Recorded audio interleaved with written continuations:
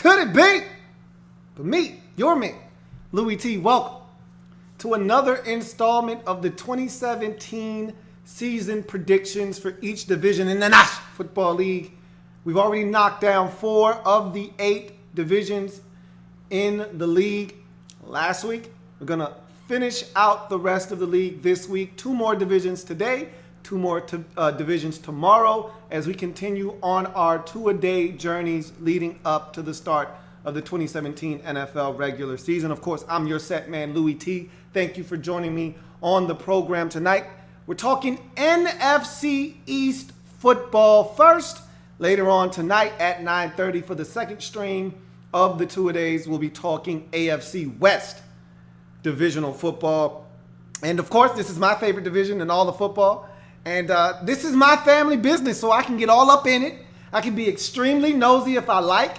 I can speak on other people's business because guess what? This is my business. This is family business. And no one knows the family quite like other family members. And so I expect Eagles fans, Giants fans, Cowboys fans, Redskins fans to be all in the chat discussion, talking cold, hard trash because guess what? We're intimate with one another. We know each other, man. We are each other's worst enemies, and we wouldn't have it any other way. And so this is always my favorite stream just because of the intimacy and the intricate details that go into the divisional talk of your own division. Just like any other fan out there, if you're talking Carolina Panthers or Saints or Bucks football and you're a Atlanta Falcons fan or you're a Carolina Panthers fan or a Saints fan or a Bucks fan, it means more to you when you're talking about your division. Those are the teams that you hate and, of course, the team that you love. And so it's going to matter to you more. That's where we find ourselves tonight, at least for me.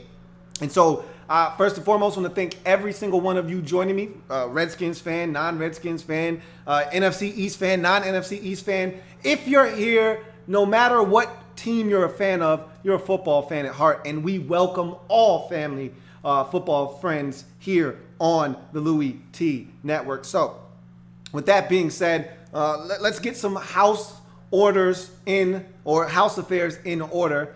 And first things first, let you know, I'm on Twitter. So if you happen to be on Twitter and you want to leave a comment, use the hashtag Louie Tee Live.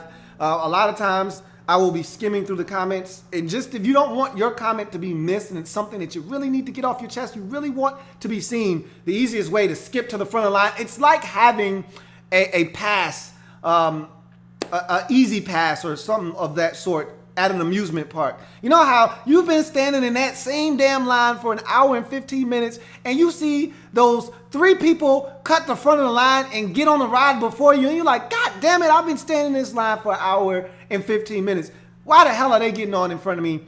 That's what Twitter is for this live stream. If you want to just stand in line with everybody else, put your comment up in the comment section on Twitter. Make sure you use the hashtag Louie Tee Live there as well. But if you're looking to cut to the front of the line and have your comment read, the best way to do so is on Twitter. @InTheLab Room is the Twitter handle. Make sure you're following me on Twitter. Make sure that you like this video and you subscribe to the Louie Tee Network as well. With that being said, let's jump right into the proceedings this evening. And we're going to talk about the team that won this division and won it emphatically. Now, look, the Giants were extremely good, and record-wise, the Giants were right there. But the Cowboys were so good last year, 13-3. No one saw it coming. Rookie quarterback, rookie running back. Offensive line was stellar. The defense wasn't on the field that much because the offense was so dominant. And my God, they were impressive all the way to a 13-3 mark, winning the NFC East and really having one of the best playoff games in recent memory against the Green Bay Packers in a shootout in the divisional round before bowing out to Aaron Rodgers and company. So let's jump into the Cowboys first as we look at the Dallas Cowboys and what we thought they were going to do. No, let's not do that. Not what we thought, what I thought they were going to do a season ago. And so 2016, I saw this Cowboys team being better. Now, granted, I saw Tony Romo playing for all 16 games, and I saw the Cowboys just being a better football team because and remember I said this, and anybody that's been watching me for any amount of time, remember I was doing the show up in D.C., and I talked about the Cowboys and their draft situation. Remember, this was when they were in the midst of that 4-12 season 2 years ago. And I said, look, if you're the Dallas Cowboys, and let's just say you end up with a top 5 pick, as we all know that the Cowboys ended up with a top 5 pick at the time. We didn't know what they were going to end up with. They were around 2 and maybe 11 or so when I was doing that taping of that show. And I said, just let's assume the Cowboys end up with a top 5 pick. How can you pass on Ezekiel Elliott? This offensive line, they're ready to explode. We saw what they did with DeMarco Murray the prior season, of course. That was 14 when DeMarco Murray went nuts. And so you saw what they had done with him, over 1,800 yards rushing. That line was ready to go. They just needed the back to take them to that level. And I said, how can you pass up on Ezekiel Elliott? He's a can't-miss prospect. If I'm the Cowboys, I'm strongly considering taking him if I got a top 5 pick. And what do you know, Cowboys, top 5 pick, they take Ezekiel Elliott with their first selection in the draft. And the rest is history. He comes in, and I expected him to do exactly what he did last year. I didn't know he was going to be as dynamic out of the backfield as the pass receiver, like that game against Pittsburgh comes to mind where he catches the screen. They were on the ropes in that game. He catches that screen, takes it about 90 yards for a touchdown, and it changed the whole complexity of that football game. He was dynamic on the ground. I knew he had that capability, but no one saw Dak Prescott, Dakota Prescott coming in and doing what he did at the quarterback position. All the stars aligned last year for the Cowboys, but I saw them being a much improved team from 2014 or 15, excuse me, when they were 4-12. I saw them going 9-7 last year and 3-3 in the division. I couldn't have predicted 13-3. No one. I don't even care if you're the staunchest, most loyal Cowboys fan out there. You didn't predict 13-3. You just got on the train and you rode it and you had a blast while you were on the ride last year.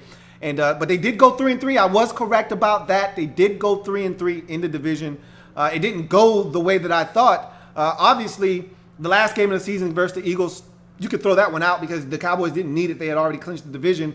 They didn't really play any of their starters for hardly any amount of time, so that game gets thrown out of the window. But 2 losses to the Giants in situations where you lose to them. First game of the season, 19-20. Remember, that was the game T. Will doesn't step out of bounds. You probably would win that game with Dan Bailey coming in and kicking a long field goal. At least you would have had an opportunity. I like my odds with Dan Bailey coming in to kick the field goal. And then, of course, the other Giants game where you only score 7 points and lose 10-7.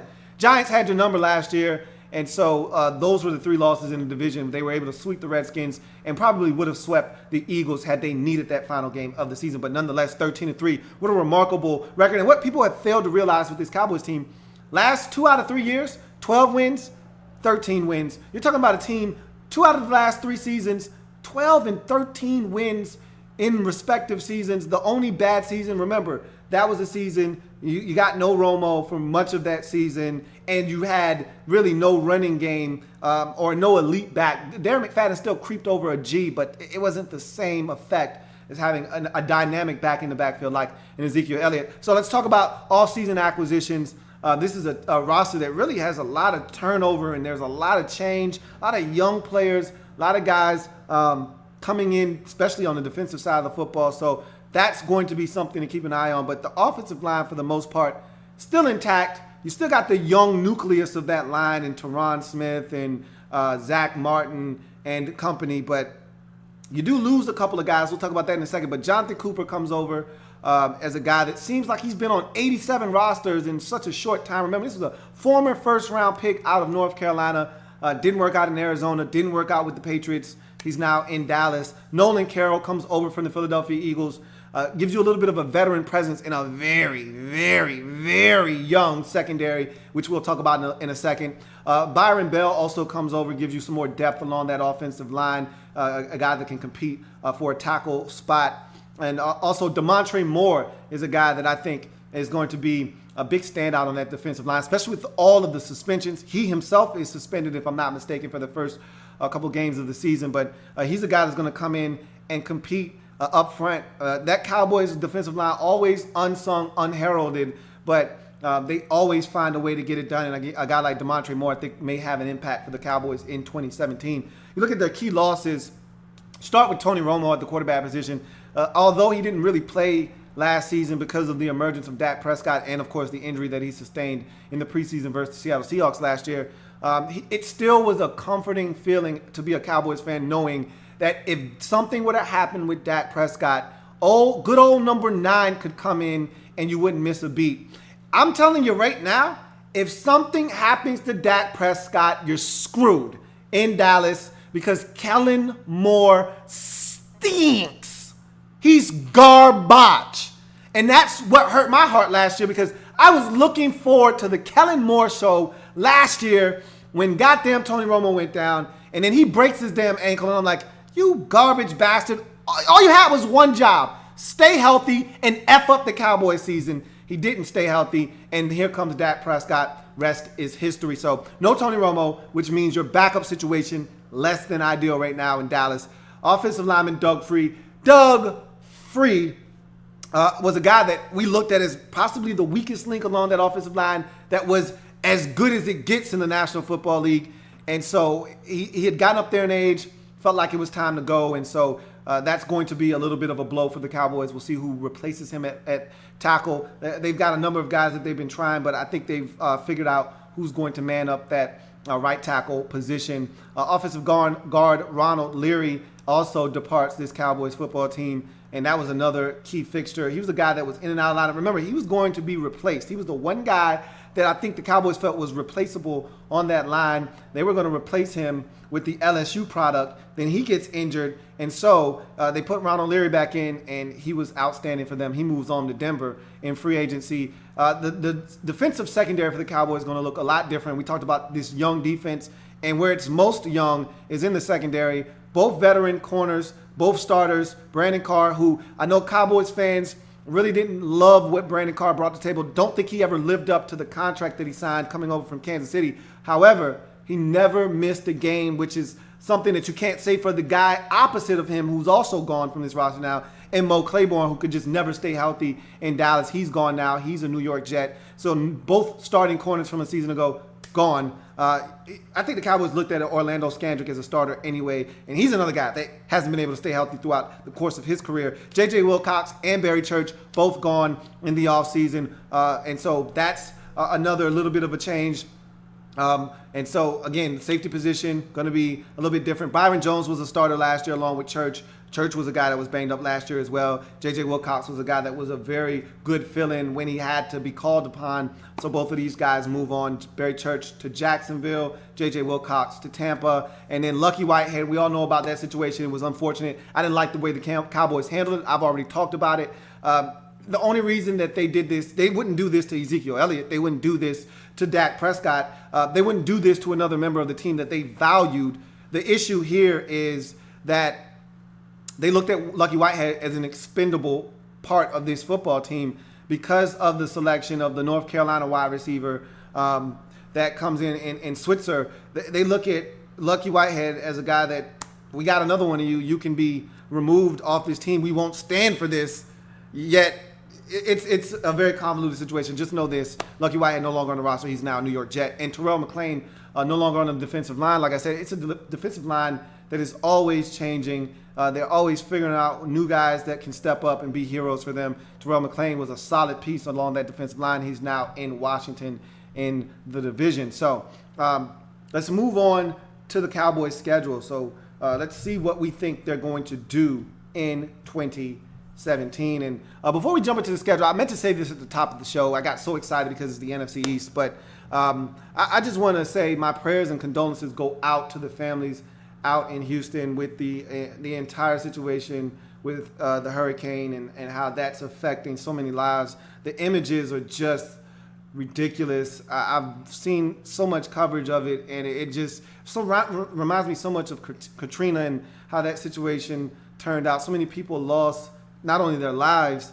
but there were people who lost everything that they had, their homes, all of their belongings, because you don't have time to get your stuff and get out of there. You just got to get out of there. And so the body count is starting to amount, and it's just a really bad situation. And the worst part is it's not done yet. There's still more to come.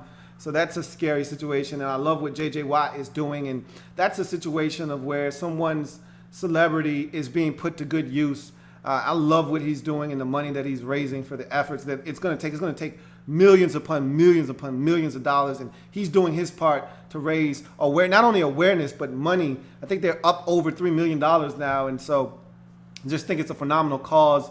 And my prayers and wishes go out to the families that are being affected by Hurricane Harvey. And so let's move on to this Cowboys schedule now in 2017. And it seems like every year we start off with the same game with the Dallas Cowboys, and that's against the New York Giants on Sunday Night Football. I think NBC loves the Cowboys and Giants. It's a big ratings boost every year. Those two on primetime television at some point is going to happen, and it's going to be a big watched game.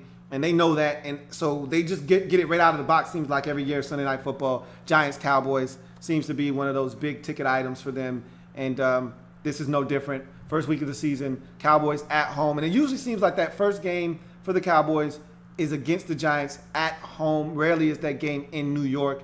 And so this is going to be a great test for the Cowboys because this was the team that they just couldn't seem to figure out last year. Giants were one of the best defensive teams in the league, and the Cowboys found that out firsthand. I think two of their worst offensive games of the season, definitely one for sure, that second matchup where they only were able to muster 7 points, was by far and away their worst offensive performance of the season.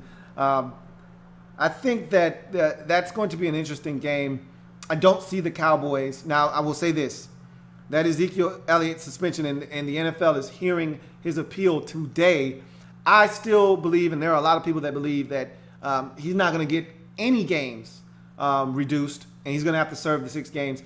I still think there's an outside shot, and I'm still sticking to my guns. They're going to reduce it by 2 games, and he's going to have a 4-game suspension. Nonetheless, he's still going to miss the first game of the season. But I still think the Cowboys are going to find a way to win. I'm not impressed with the Giants offensively. I'm not impressed with the Cowboys defensively, for that matter. But at the end of the day, they're still going to be able to run the football. I think that the Giants did the best job of really limiting Ezekiel Elliott and making Dak Prescott beat him, where Prescott was a rookie last year. I think he's more mature in the offense this season. And because of that, some of the things that were able to rattle his cage that the Giants were able to do a season ago, I don't necessarily know if they'll be able to get away with that this year. I only think there's one game that if Ezekiel Elliott is suspended for 6 games, that's really going to be affected. And I think that's the Green Bay game at home that I think you would win if Ezekiel Elliott plays. If he doesn't, I think you could lose that football game. I think you're going to beat the Giants. I see this as a game that you can get at home. This is always a tough one. Giants have no problems coming in there, but normally when the game is on Sunday night, the Cowboys win. Whether it's Jason Witten catching a football at the goal line and getting in with 7 seconds left, or something crazy happening, they always find a way to win in Big D when the game's on Sunday night. When the game's not on Sunday night and it's week 1, like you saw last year, Giants usually find a way to win. Nonetheless, going with the Dallas Cowboys in week 1. Week 2 at Denver, no Ezekiel Elliott. I don't like this matchup for you on the road against a tough defense that's going to get after Dak Prescott, make him uncomfortable. They're athletic enough to challenge your receivers man-to-man. They're athletic enough up front to get after the quarterback. And I think the lack of having a dynamic presence in the backfield, they're not afraid of your run game. I think the Broncos, even though I'm not in love with their quarterback situation the way it's going, I like Trevor Siemian enough to get it done there in that football game. You go to Monday night in week number 3 at Arizona, tough place to play. Jury's still out on Arizona as a football team. What are they going to be? I do know this. Early in the season, Cardinals are a tough out in their own building. This is a situation where I feel like this is a game you could easily go there and win. I'm going to give the Cardinals the benefit of the doubt, though, but they're on thin ice. But I'm going to give them the benefit. If this game were in Dallas, I would give this to the Cowboys. But because it's not, I'm going to side with the Cardinals here because they're at home. And it's a tough start to the season for the Cowboys. It's not an easy slate by any stretch of the imagination. They do get to come back home, though, in week number 4 for the Los Angeles Rams. That's a game that I fully expect them to be able to win. And so I will give them the W there. I already spoke about this when I was talking about the Green Bay Packers and referencing their season. I think this is a game where the Packers come in and win. And if Elliott were to play in this game, and let's say the suspension is reduced to 3 games, they win this game against Green Bay. I think they're good enough to beat the Green Bay Packers at home. But because I don't suspect that it will be reduced to anything less than 4, I think that's a loss there for the Cowboys. But then they go on the road against the San Francisco 49ers, a game that last year was rough for them. Remember, the 49ers were up 14-0 in that game. And I thought if not for a really questionable roughing the passer penalty that was called on the 49ers, I think they win that football game, or at least they had a shot. Nonetheless, Cowboys won that game last year. I expect them to do the same thing here. And so they get the W there. And that's coming off the bye. So I've got them at the bye week at 3-2 or at 2-3. Coming out of the bye, you beat San Francisco. And this is where theoretically you're supposed to get Ezekiel Elliott back here. And so going to Washington, I think the Redskins are going to win that football game. I think these two teams are going to split, however. And so I think last year the Redskins had them on the ropes in FedEx, let them off the hook late. Dak Prescott was magnificent late in that game. Some big-time third-down conversions, but I just don't see them going into D.C. and winning this football game this particular time, as the Redskins will get them in that first matchup. I think the Cowboys will then get them back later on Sunday Night Football as we get to their next contest at home versus the Kansas City Chiefs. That's a tough ball game. It's a tough matchup, but I like the Cowboys at home in that game. If that game were in Kansas City, I think I would side with the Chiefs, but because that game is, in fact, in Dallas, I like the Cowboys in that game. At Atlanta, that is a toughie there on the road against the Super Bowl representing Atlanta Falcons. Will there be a hangover for the Falcons? I don't think so. We will see, though. By that time of the season, we will know just how good or how bad or if they're showing any ill effects from the Super Bowl in terms of the Atlanta Falcons. Being on the road there, that's a really dicey game for me. If I'm not mistaken, we've already did this, and I gave that game to the Atlanta Falcons. And again, that's another one of those situations because they're home. If that game were on the road, I really think I would go with the Dallas Cowboys there. But it's not. It's at Atlanta. But then you come back home the following week, and you get a Sunday night game, and this is when things start to really get interesting for the Cowboys. You start to go on a streak where you're seeing the Cowboys on national television a ton. Here's the first of many games in a small condensed stretch where you're going to see the Cowboys on a lot of primetime television, and this is what happens when you're America's team, and not only that, you were a team that was 13-3 and one of the best in the league a season ago. You come home for the Philadelphia Eagles. This is a game that the Eagles, if you remember last year, in this very same spot on Sunday Night Football, dominated the Cowboys, had the Cowboys, let the Cowboys off the hook. Cowboys took them to overtime, ended up beating them in a really good football game. It was a poorly played game by the Cowboys for about 3.5 quarters before they woke up, tied it up, and ultimately won that game in overtime. But I see them winning this game against the Eagles. This is an upstart Eagles team that a lot of people like. I'm not so sure about yet, but I think the Cowboys get it done at home. You go Thursday night. So Cowboys now, or Thursday afternoon, November 23rd, and this is another game that you're going to probably see the Cowboys on primetime television here. And so, of course, this being a Thanksgiving showdown here, this is a game that I fully expect the Cowboys to win at home on Thanksgiving. And so I'm going to give the Cowboys another W here. I told you I thought the Cowboys would get the Redskins the second time around. And this is another Thursday game. So, again, Cowboys going to be on TV yet again, this time Thursday Night Football the following week. So they're going to have 2 Thursday games back-to-back, Thanksgiving and then the following Thursday. Similar to what they did last year. Remember, if you remember correctly, they had the Thursday night game last year, the Thanksgiving game last year, and then they turned around and played, and that was against the Redskins, turned around and then played, if I'm not mistaken, played Minnesota the following week on Thursday Night Football. So the NFL back at that again, and I expect them to beat the Redskins again, so the Cowboys getting hot here. Then they go to New York, and this is one that I don't see them having the opportunity to win here, as I'm going to give this one to the Giants. I don't expect them to sweep the Giants, and so I think they're going to actually lose this football game. So let's give them an L for this Giants game that I don't think they're going to get in the Meadowlands. That's going to be a tough one late in the season. That'll be an interesting watch. But then they're back on primetime television yet again. Cowboys are going to play on primetime television at least 7 or 8 times this year.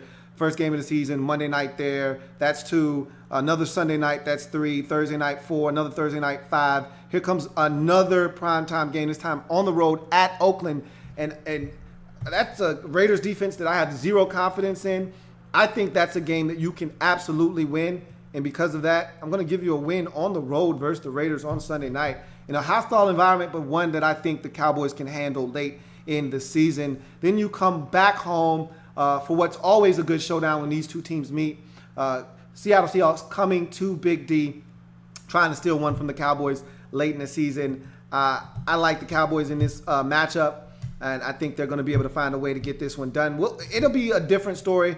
We'll see what Seattle's made out of, and we'll know how good of a football team they are by the time we get to that football game. But that is, in fact, a game that I do think the Cowboys can get. And then you go Week 17 at Philadelphia, another opportunity for the Cowboys to get the Eagles. Remember last year, this was the same exact game, but different circumstances. Cowboys didn't need that game last year. They're going to need this game, and I expect them to, in fact, get that game. They're going to be a good football team, the Dallas Cowboys. Again, they're not going to be 13-3 good, obviously, as you see here, but they're still going to be a damn good football team. Let's count them up here and see what I have the Cowboys doing in 2017. 1, 2, 3, 4, 5, 6 losses. So that means they're a 10-win team. And honestly, I think 10 or 11 wins is going to win this division. So the Cowboys are right in the mix. I don't know what I think the Giants nor the Redskins or Eagles are going to do until I see the schedule. But 10. Someone asked me the other day, how many wins do you think it's going to take to win the NFC East? I don't think it's going to be one of those seasons where 13 or 12, like last year we saw with the Giants and the Cowboys. I think 10 or 11 is going to get it done. This 10 may be enough to win the NFC East. Let's see what they did in the division. They swept the Eagles, and they beat both the Redskins and Giants, one apiece, split with those teams. So they go 4-2 in the division. That's a good mark in the division, along with 10 wins. That might be enough for the Cowboys to repeat as NFC East champions, something that no team has done in this division since 2003 when the Eagles last did it with Donovan McNabb. So let's get to some of your comments as to what you think the Cowboys are going to do in 2017. And so I want to get to some of your comments. Make sure you use the hashtag Louie Tee Live if you want your comment read. And if you're on Twitter, make sure you use the hashtag Louie Tee Live there as well. So let's jump into Twitter quickly, which there's probably nothing there, but I must do my due diligence and check anyway. And so while that's loading up to tell me that there's nothing there, we will jump on to, okay, there is something here. So I told a story. This coming from @HaydenKeen23 says, huge Giants fan, so excited by our passing game. Do you think the Giants O-line will get better or worse? So we're going to talk Giants, so we're going to hold that comment for the Giants. But I like where you're going with that because that's going to be a huge key for the Giants this upcoming season. So we're going to leave that comment there for when we get to the Giants, who coincidentally are next as they finished second in this division a season ago. Let's see. Jolt Warrior says, good evening, ready for some football? I absolutely am. Cannot wait. Bart Scott, can't wait. Vincent Phillips says, as a Redskin fan, I might hate the Eagles fans more than any other fan base in the NFC East this year. The Eagles fans, I think a lot of people feel the same way within the division just because they haven't won anything. And a lot of times the Eagles fans are very obnoxious, and they're the only team in the division that hasn't won a Super Bowl championship. So I think a lot of people get upset because the Eagles are very, very loud and brash in terms of their fan base. But I don't really give a damn about any of that stuff. None of that stuff gets to me. It's all about wins and losses on Sundays, Mondays, and Thursdays. And at the end of the day, that's all I give a damn about, to be honest. But Ouija HTTR says, the Dallas Convicts, ha ha ha, very funny, will roughly go 8-8. And they've got quite a few suspensions. But the thing I love about what Jerry Jones does with those boys out in Dallas is he's not afraid to take risks. He's not afraid to take players that are a little rough around the edges because, as I've said numerous times, this is not a Boy Scout league. The tough teams win. And yeah, the Cincinnati Bengals are a prime example of a team that if you don't control them, will go off the leash, will be out of control, and will cost you some games. But at the end of the day, the Cowboys went 12-4 2 years ago, went 13-3 last year, and it's because they've got talented football players. You may not agree with the way and the method that they acquire these guys or what they do off the football field, but on the field, these guys get it done. Let's see.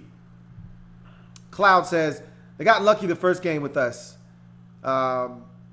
Sean Mack says, I got the Cowboys. He put Cowboys going 9-7 or 10-6, and I got them at 10-6. So we're right in the same area, Sean Mack. Absolutely.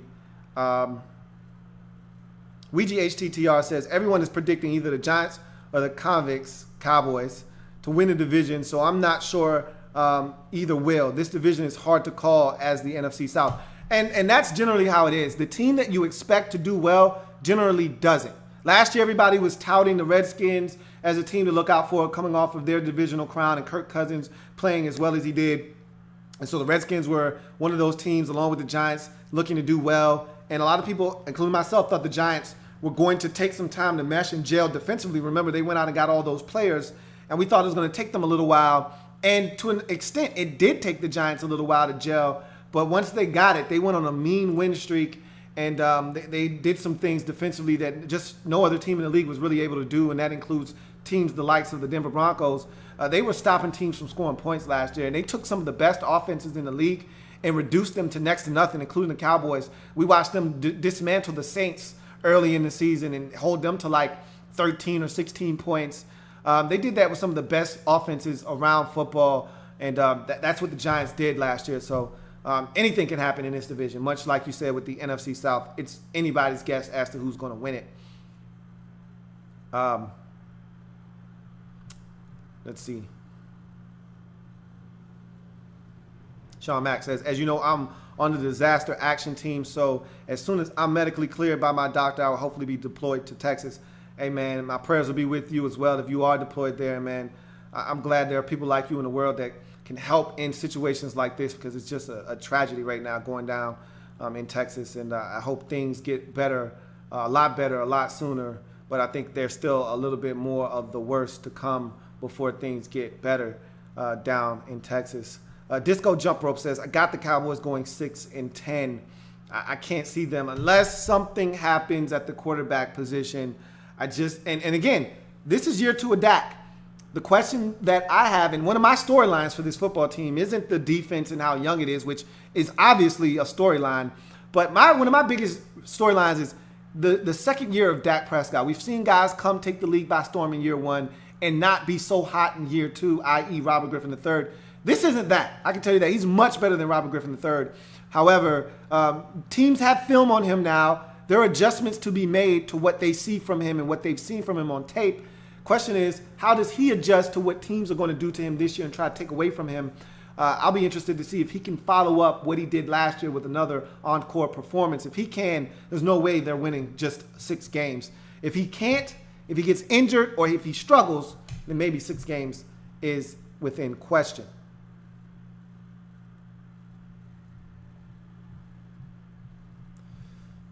Cloud says, we are going to destroy the Cowboys. We will see. Sounds good. Always sounds good. But you just never know. Never, ever know. So, let's get to some more comments before we move on to the next team. Let's see. Cloud says, you're crazy if you think the Cowboys will sweep us. I do think the Cowboys are going to sweep the Eagles. A lot of people think the Eagles are going to be really good this year.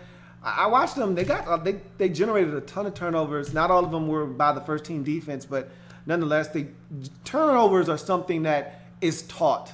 And, you got to have the lucky bounce of the football. Sometimes the ball bounces away, sometimes it doesn't. But creating and forcing turnovers, that's something that's coached. And the best teams in the league defensively, or at least the most opportunistic teams, do that. And I don't care if it's your first, your second, or your third string, creating turnovers is an epidemic that once it starts, it's very infectious to the rest of your football team. And so I like that from the Eagles thus far. We'll talk about that more when we get to the Eagles. But I do think the Cowboys have a chance to sweep them. They would have swept them last year, and I think they got a chance to sweep them again this season. Look, the Eagles should have beat them that first game. They should have beat them the first game, but they didn't. So we'll see.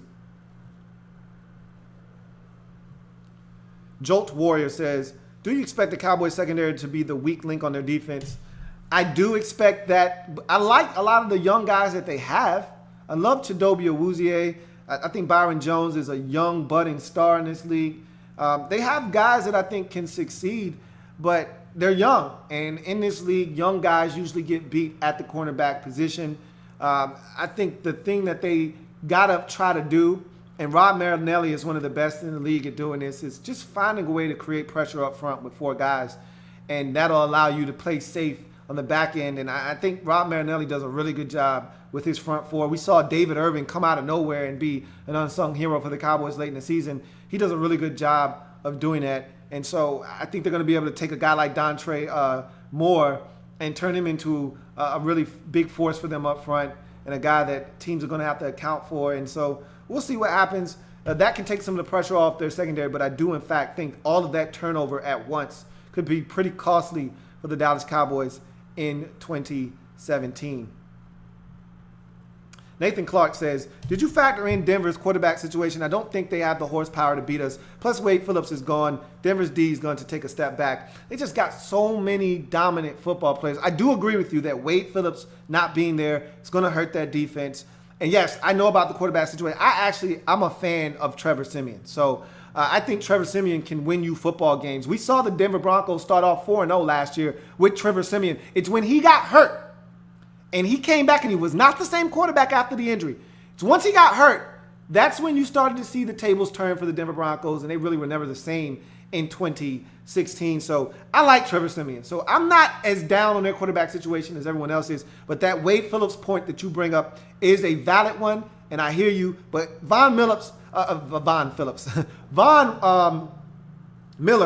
is a guy that does. I don't care who your coordinator is, he's going to go get quarterbacks.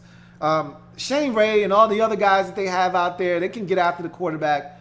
And their secondary might be the best in all of football. T.J. Ward, Aqib Talib, Chris Harris Jr. They got enough guys. Bradley Roby. The list goes on and on and on. They can lock you down in the secondary, even if they're not getting pressure on the quarterback, which they tend to do. I think Denver's going to be fine. And I think the quarterback position is going to be fine. I think defensively, without Ezekiel Elliott there, because they didn't do a good job of stopping the run last year. Without Ezekiel Elliott there, even if Darren McFadden goes over 100, it's not going to be an explosive, dynamic 100 like it would be with Elliott, who could hurt you from any point on the field. Darren McFadden is not going to run and bust off a 67-yard touchdown run. That's just not what McFadden does anymore.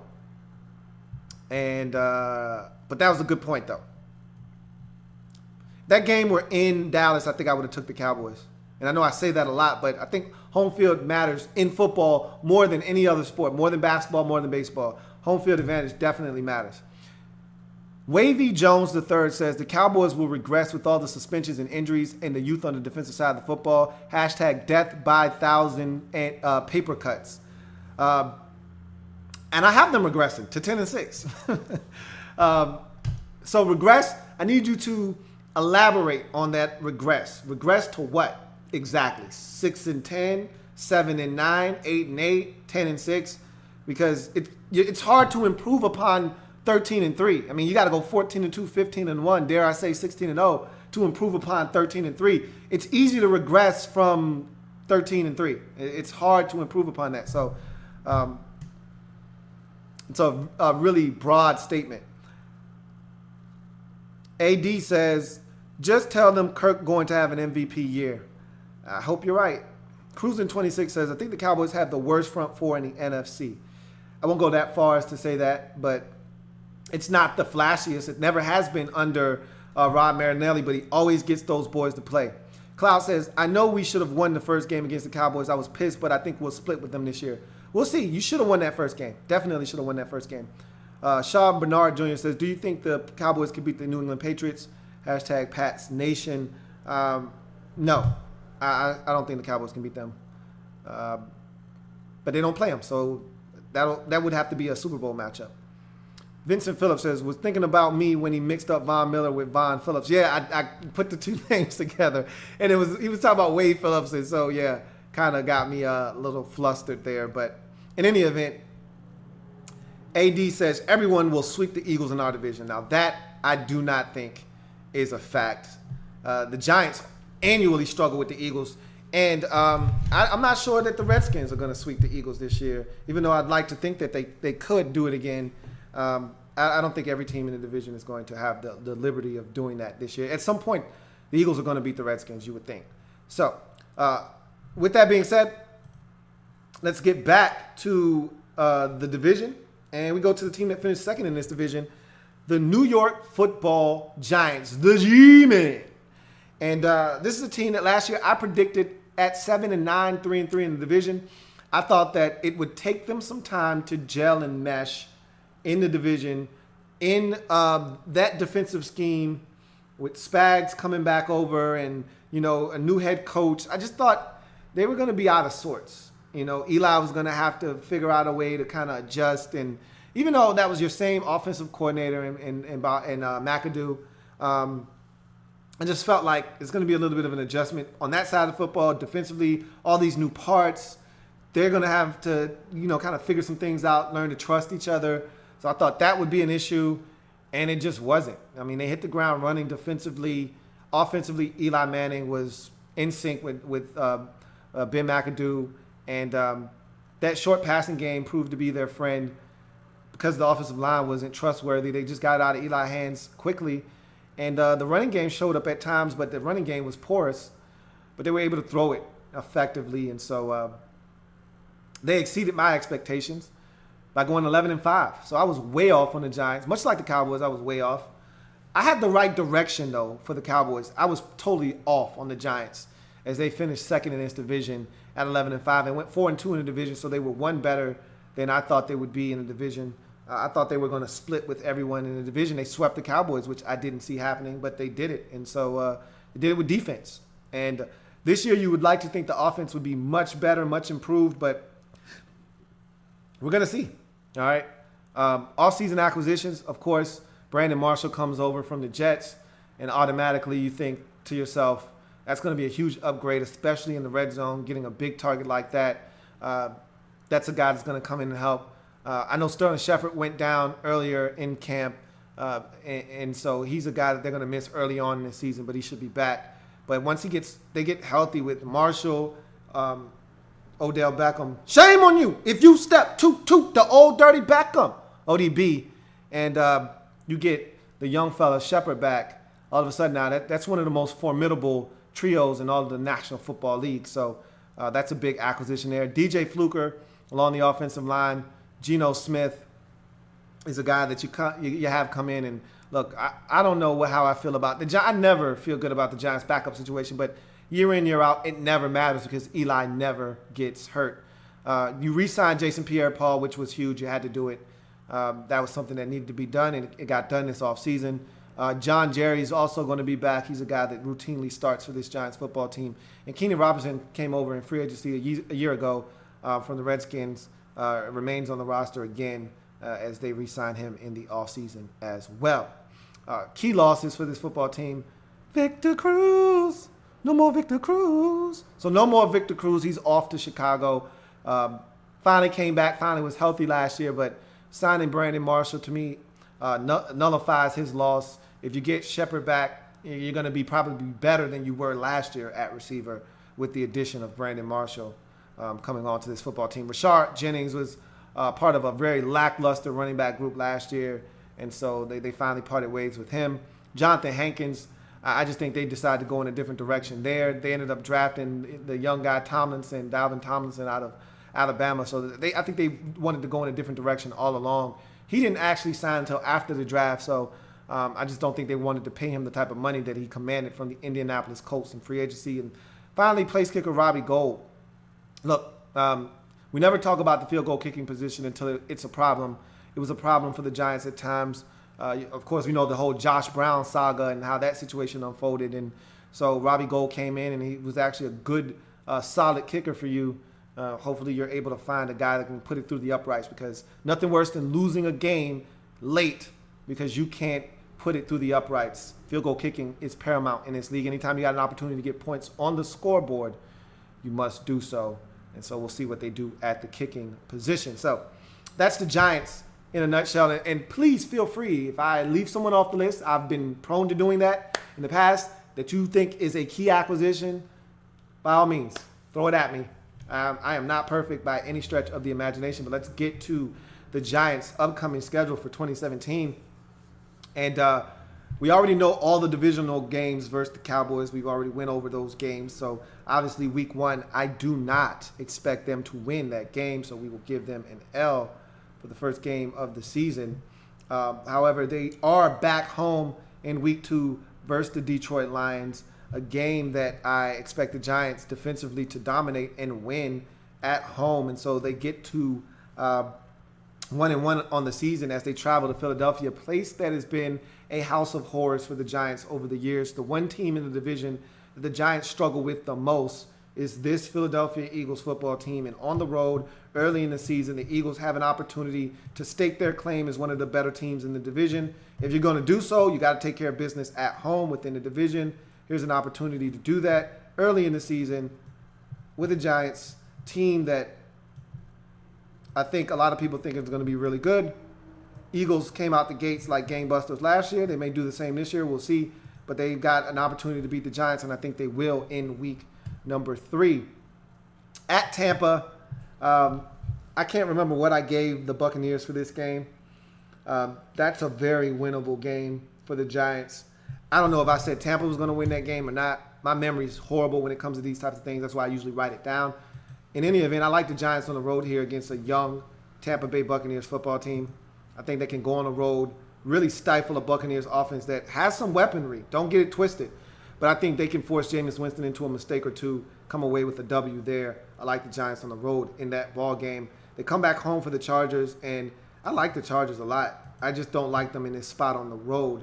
And so this is an opportunity for the Giants to yet again win another game, this time at home. And so I think they can take care of business there. And so the Giants off to a 3-2 start as they travel out west to take on the Denver Broncos on a Sunday night. I'd be lying to you if I told you I like this spot for the Giants. Eli Manning, to me, is one of the worst quarterbacks with pressure in his face. We all know about the famous no-look pass from Eli Manning when he just throws it up for grabs. Last year, it was the, hey, please don't hurt me, don't touch me. Let me pound the football into the ground at the first sight of color that's not my own. He's going to see a lot of color that's not his own on a Sunday night in Denver. And because of that, I think that's a game that you probably are going to lose. So I'm going to give that one to the Denver Broncos. I just don't like Eli Manning under the type of pressure that he might see in that game versus the Denver Broncos on a Sunday night. As you get to the Seahawks right before the bye, Seahawks at home, that's a game that I can see the Giants winning. Now, this is another team that can get after the quarterback and make life miserable for Eli. But this is a team in the Giants that can also make life miserable for Russell Wilson. And teams that have athleticism that can contain him, keep him in the pocket, like Tampa did last year. And I know he was dealing with a knee injury and some ailments. But when teams are able to keep him in the pocket, he's not the same quarterback. I think the Giants can do that. And because of that, I like the Giants in that football game to get it done versus the Seattle Seahawks as they go into the bye at 4 up, 3 down. Giants 4-3 at the bye week. They come out of the bye in week 9, and they're going to host the Los Angeles Rams. And I like Sean McVay. You know how I feel about Sean McVay and the affinity that I have for him. And that offense is going to be much improved. But they're on the road there, are the Rams. And I don't see the Giants allowing them to come into New York off of a bye, nonetheless, and get them. Giants get the win there. At San Francisco, doesn't matter if that game was at San Francisco, in New York. Bottom line is you got to beat the 49ers if you're serious about doing anything. And I see the Giants being able to take care of business versus the San Francisco 49ers. Then you're at home for the Chiefs. And this is a scary game here because the Chiefs, they don't give a damn home away. They travel well because they play defense. They can run the football, and Alex Smith doesn't turn it over a lot. I actually think this is a game. I don't like this matchup for the Giants. And I think a guy like their cornerback, the Kansas City Thief, Marcus Peters, I think he can actually get in Odell Beckham's head and really get him out of his game. And I think the Chiefs can come into New York and win that football game. So I'm going to give them a loss there. At Washington, the Redskins lost to this Giants team in Washington, final game of the season, when the Giants pretty much had nothing to play for, had a vanilla game plan, and they still dominated the Redskins defensively and actually ran the football down the Redskins' throat in the first half. I don't see them, and this is a Thanksgiving night game. Redskins play horrible on primetime television. Usually these games against the Giants on primetime are usually in New York, and the Redskins usually play poorly. I think the Redskins on Thanksgiving will be able to get it done. However, again, generally with the Redskins and the Giants, these two teams usually split. And so I think this might be a situation where the Redskins will get them at home and the Giants will get them back in the Meadowlands. At the Raiders on a Sunday, this is another situation where I could see the Giants going on the road against a really high-powered offense football team in the Raiders and doing a good job of limiting what they do. We saw the Giants. Now, again, this is assuming the Giants are as ferocious on the defense as they were a season ago. I could see them going into Oakland. Can't call them Las Vegas Raiders yet. Into Oakland and winning that game just off the strength of their defense. I watched them reduce, some of the league's best on the offensive side of the football to next to nothing last year. And there were some really good offensive football teams that they stymied. And so I think they can do it again here and win on the road versus the Raiders. You lose to the Cowboys in week 1, but I think you bounce back and you get them in week 14 here. And so you're able to get the W here against the Cowboys. You turn around and another divisional matchup, this time against the Eagles for the second time around. And I think you're able to get the Eagles here, unlike the first time when the Eagles were able to get you. So I think you get this W here at Arizona late in the season. This is a tricky one because if the Cardinals are good, the Cardinals can win that football game. If the Cardinals are bad, then the Giants are going to go in there and take care of business. Is Carson Palmer even healthy? Is he even playing good football by then? Nobody knows. We're going to go off the assumption that the Cardinals are in fact good and Carson Palmer is in fact healthy. And if that is in fact the case, that means you're going to lose that football game. And so you'll take your last L of the regular season there, as the following week you finish up with a matchup versus the Redskins at home, a place that's been a house of horrors for the Redskins, even though the Redskins did save their season last year, week number 3 versus the Giants in a shootout, a wild and wacky game in which Odell Beckham, the guy you see before you, went nuts and got into it with a field goal kicking post or a field goal kicking net. But that was a fun game. Sua Cravens came through with a huge interception. I don't see that being the case this time as the Giants take care of business in week number 17 and defeat the Washington Redskins to finish up the season at 10-6. I think 10 wins, like I said before, going to win this division, 10 or 11, give or take a game or two. But I don't think anyone's winning more than 11 in this division, and I think 10 is probably going to be the benchmark. Let's see what they did in the division, however. Cowboys went 4-2, remember, so if it comes down to a tiebreaker there, without them sweeping the Cowboys, it's going to come down to the divisional mark. And they went 0-2, 3, so they split with every team in the division. So they went 3-3 in the division, 11-5 overall, 3-3 in the division. I need to be writing this down, as a matter of fact. So let me get my trusty handy-dandy pad out so that we can write these records down. See what we got. So we got the Giants at Dallas at 10-6, 4-2 in the division. We got the Giants at 10-6, 3-3 in the division.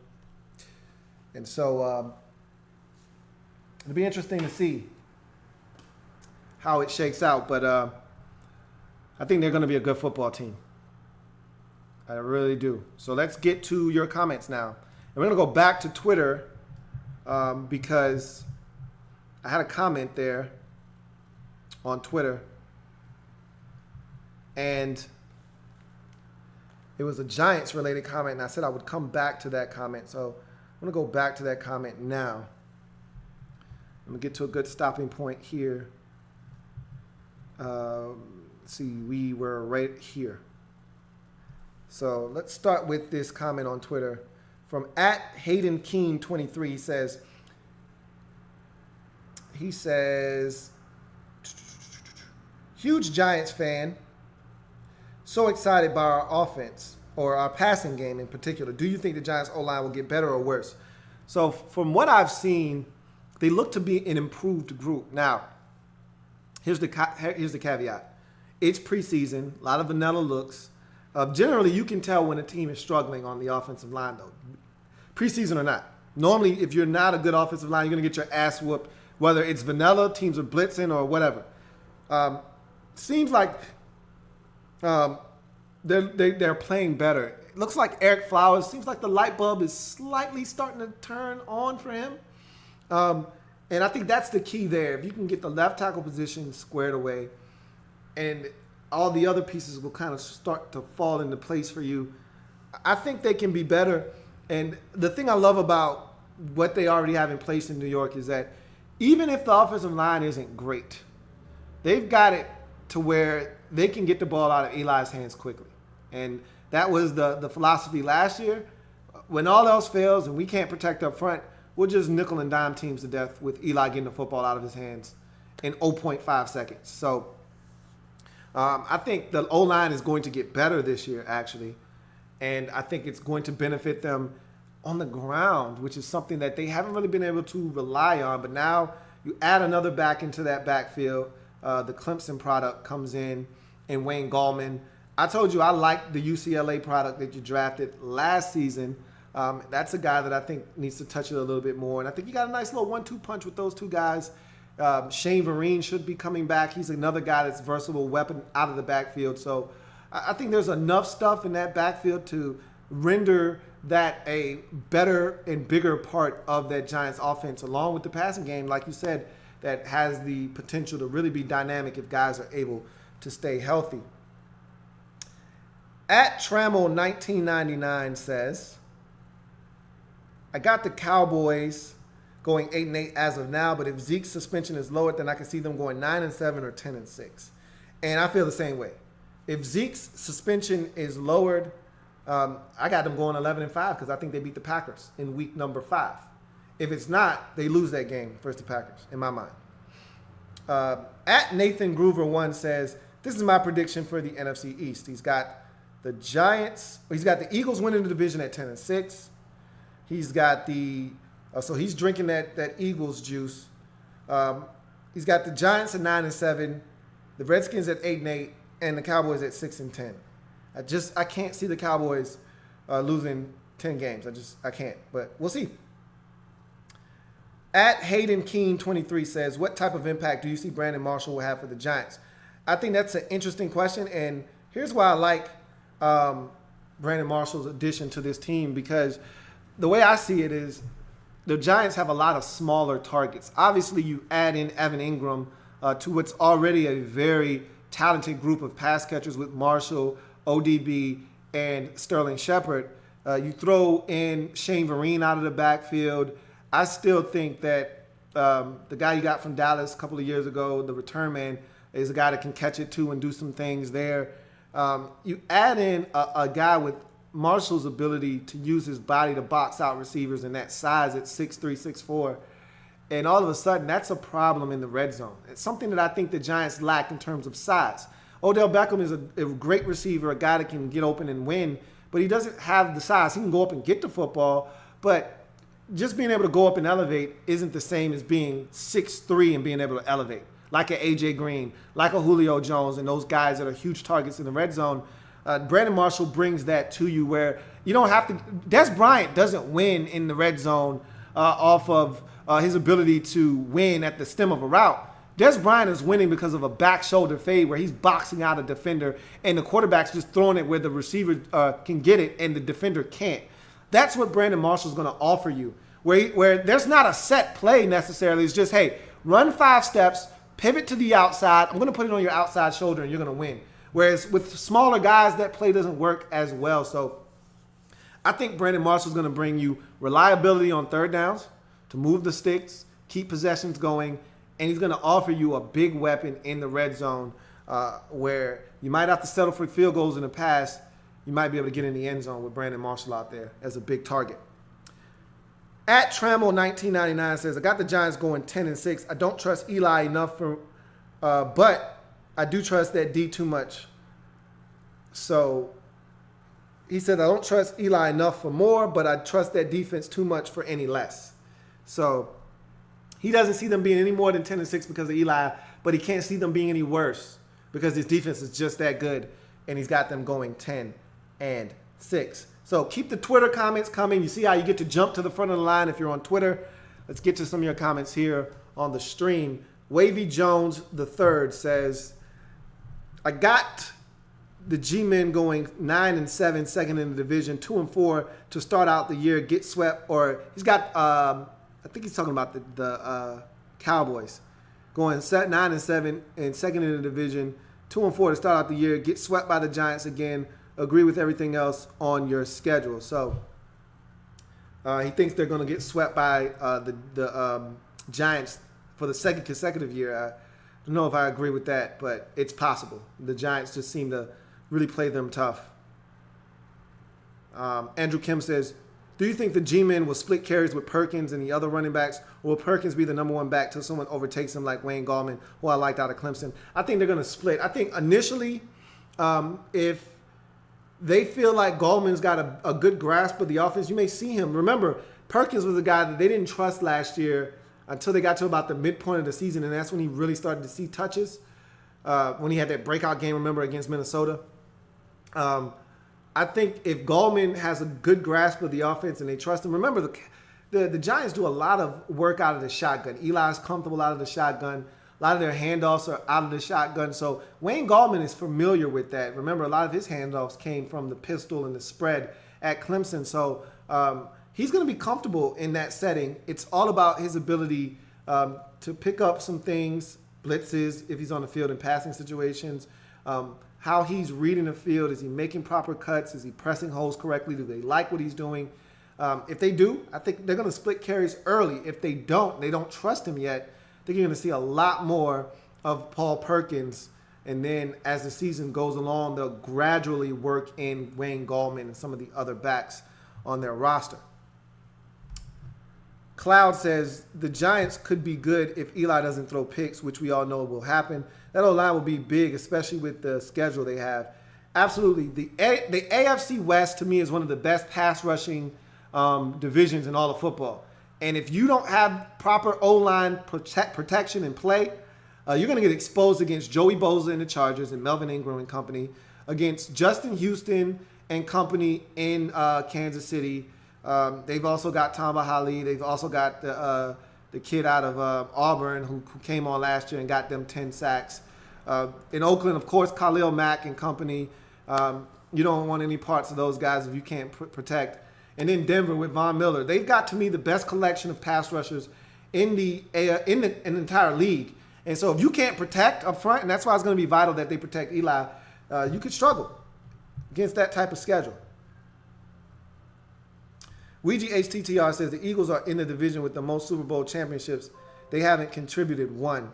And I think that's where the disconnect is for a lot of fans of other teams when the Eagles are fans are mouthing off. Ouija HTTR says, I don't like the Giants, but I love watching the Jack Rabbit play. I assume the Jack Rabbit is Odell Beckham Jr. That's a guess for me. I don't know. But I'm assuming that's who you're referring to as the Jack Rabbit.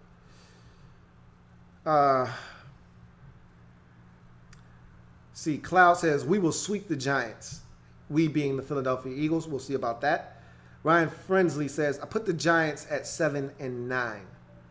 Okay, so he thinks the Giants are really going to regress this season. Wavy Jones III says, the Giants swept the Redskins and Cowboys going 12-4, 5-1 in the division, but they lose to the Raiders and Seahawks and beat the Broncos and Chiefs. So he's high on the Giants. He's got them improving a game from last year to 12-4, and not only improving and being one game better, he's also got them improving 2 games within the division, sweeping both the Cowboys and the Redskins en route to a 5-1 divisional mark, which would be good enough to win the NFC East. Ryan Frensley says, what do you have the Redskins record-wise? We'll get to them next, as that's the next team up on the docket. Wavy Jones III says, remember these names for the Giants when they go 12-4.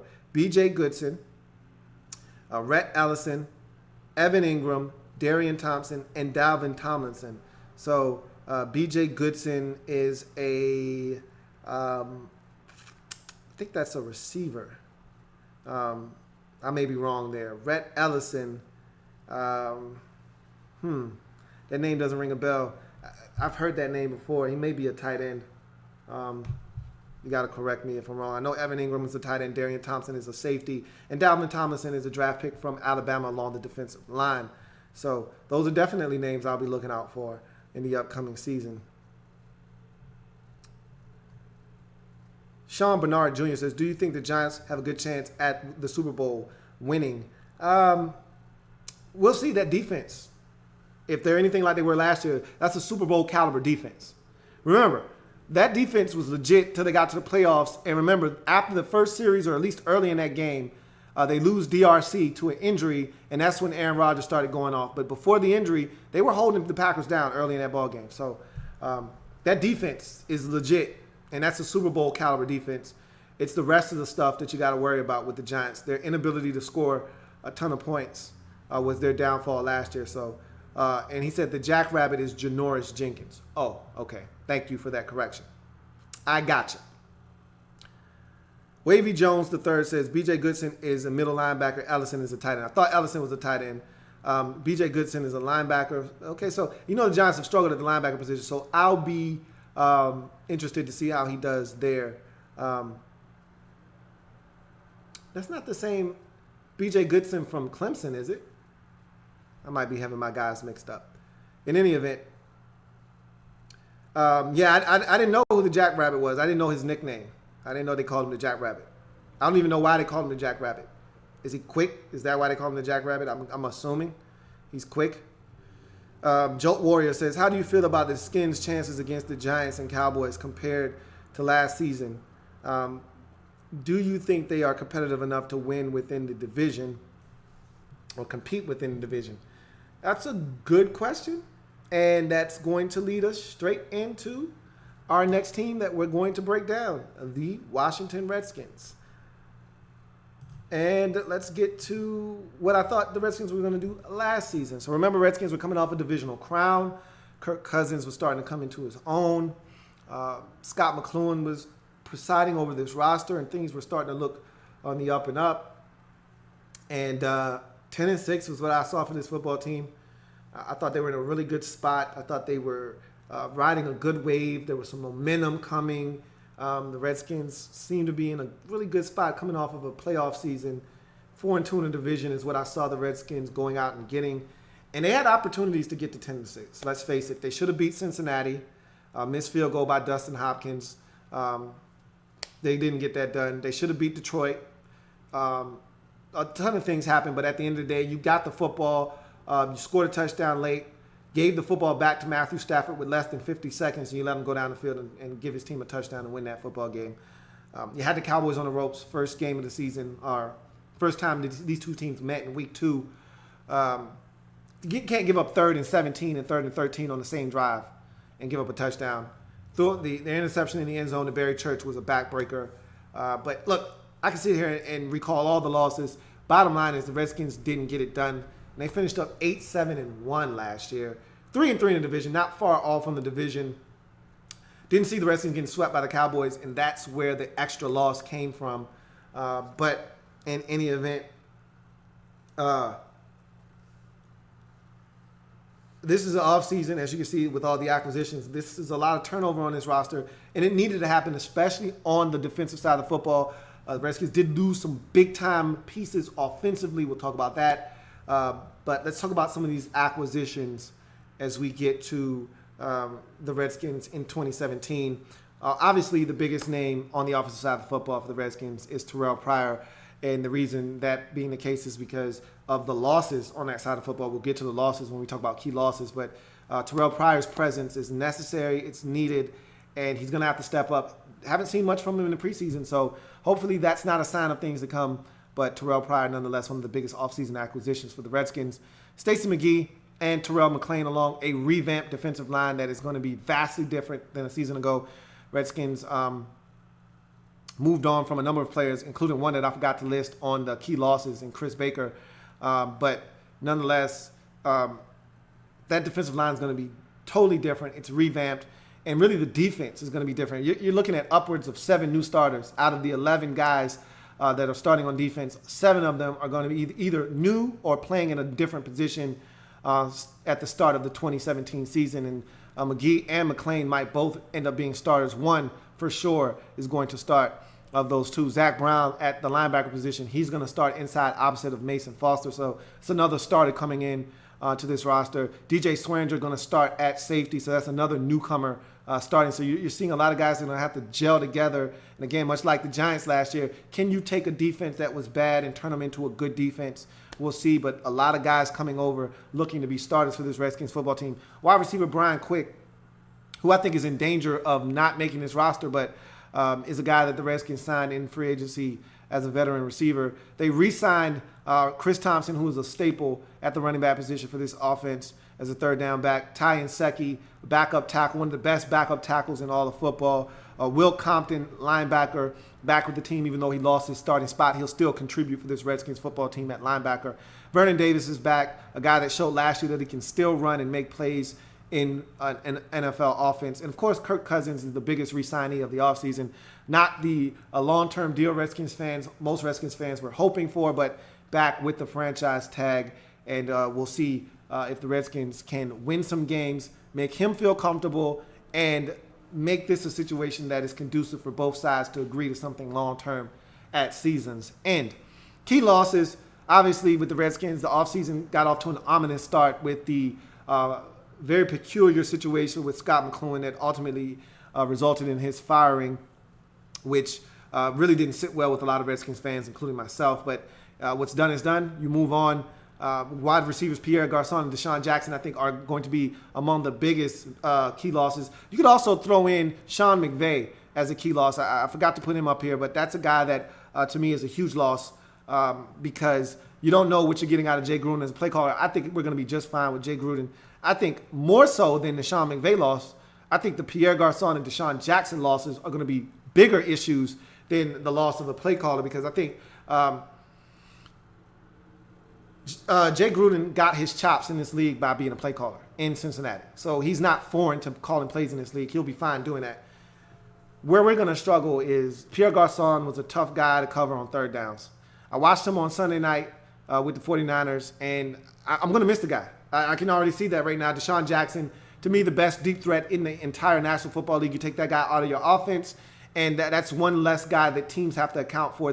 Teams actually game plan to take him away. Now it's up to Jordan Reed to command that kind of attention, and we'll see if other guys can step up. But those are going to be 2 big losses there. Along the defensive line, no more Chris Baker. I forgot to list him, but that's a huge loss. He was the best defensive lineman we had a season ago. Along with Ricky John Francois, another guy that was a rotational depth guy. He's on the Green Bay.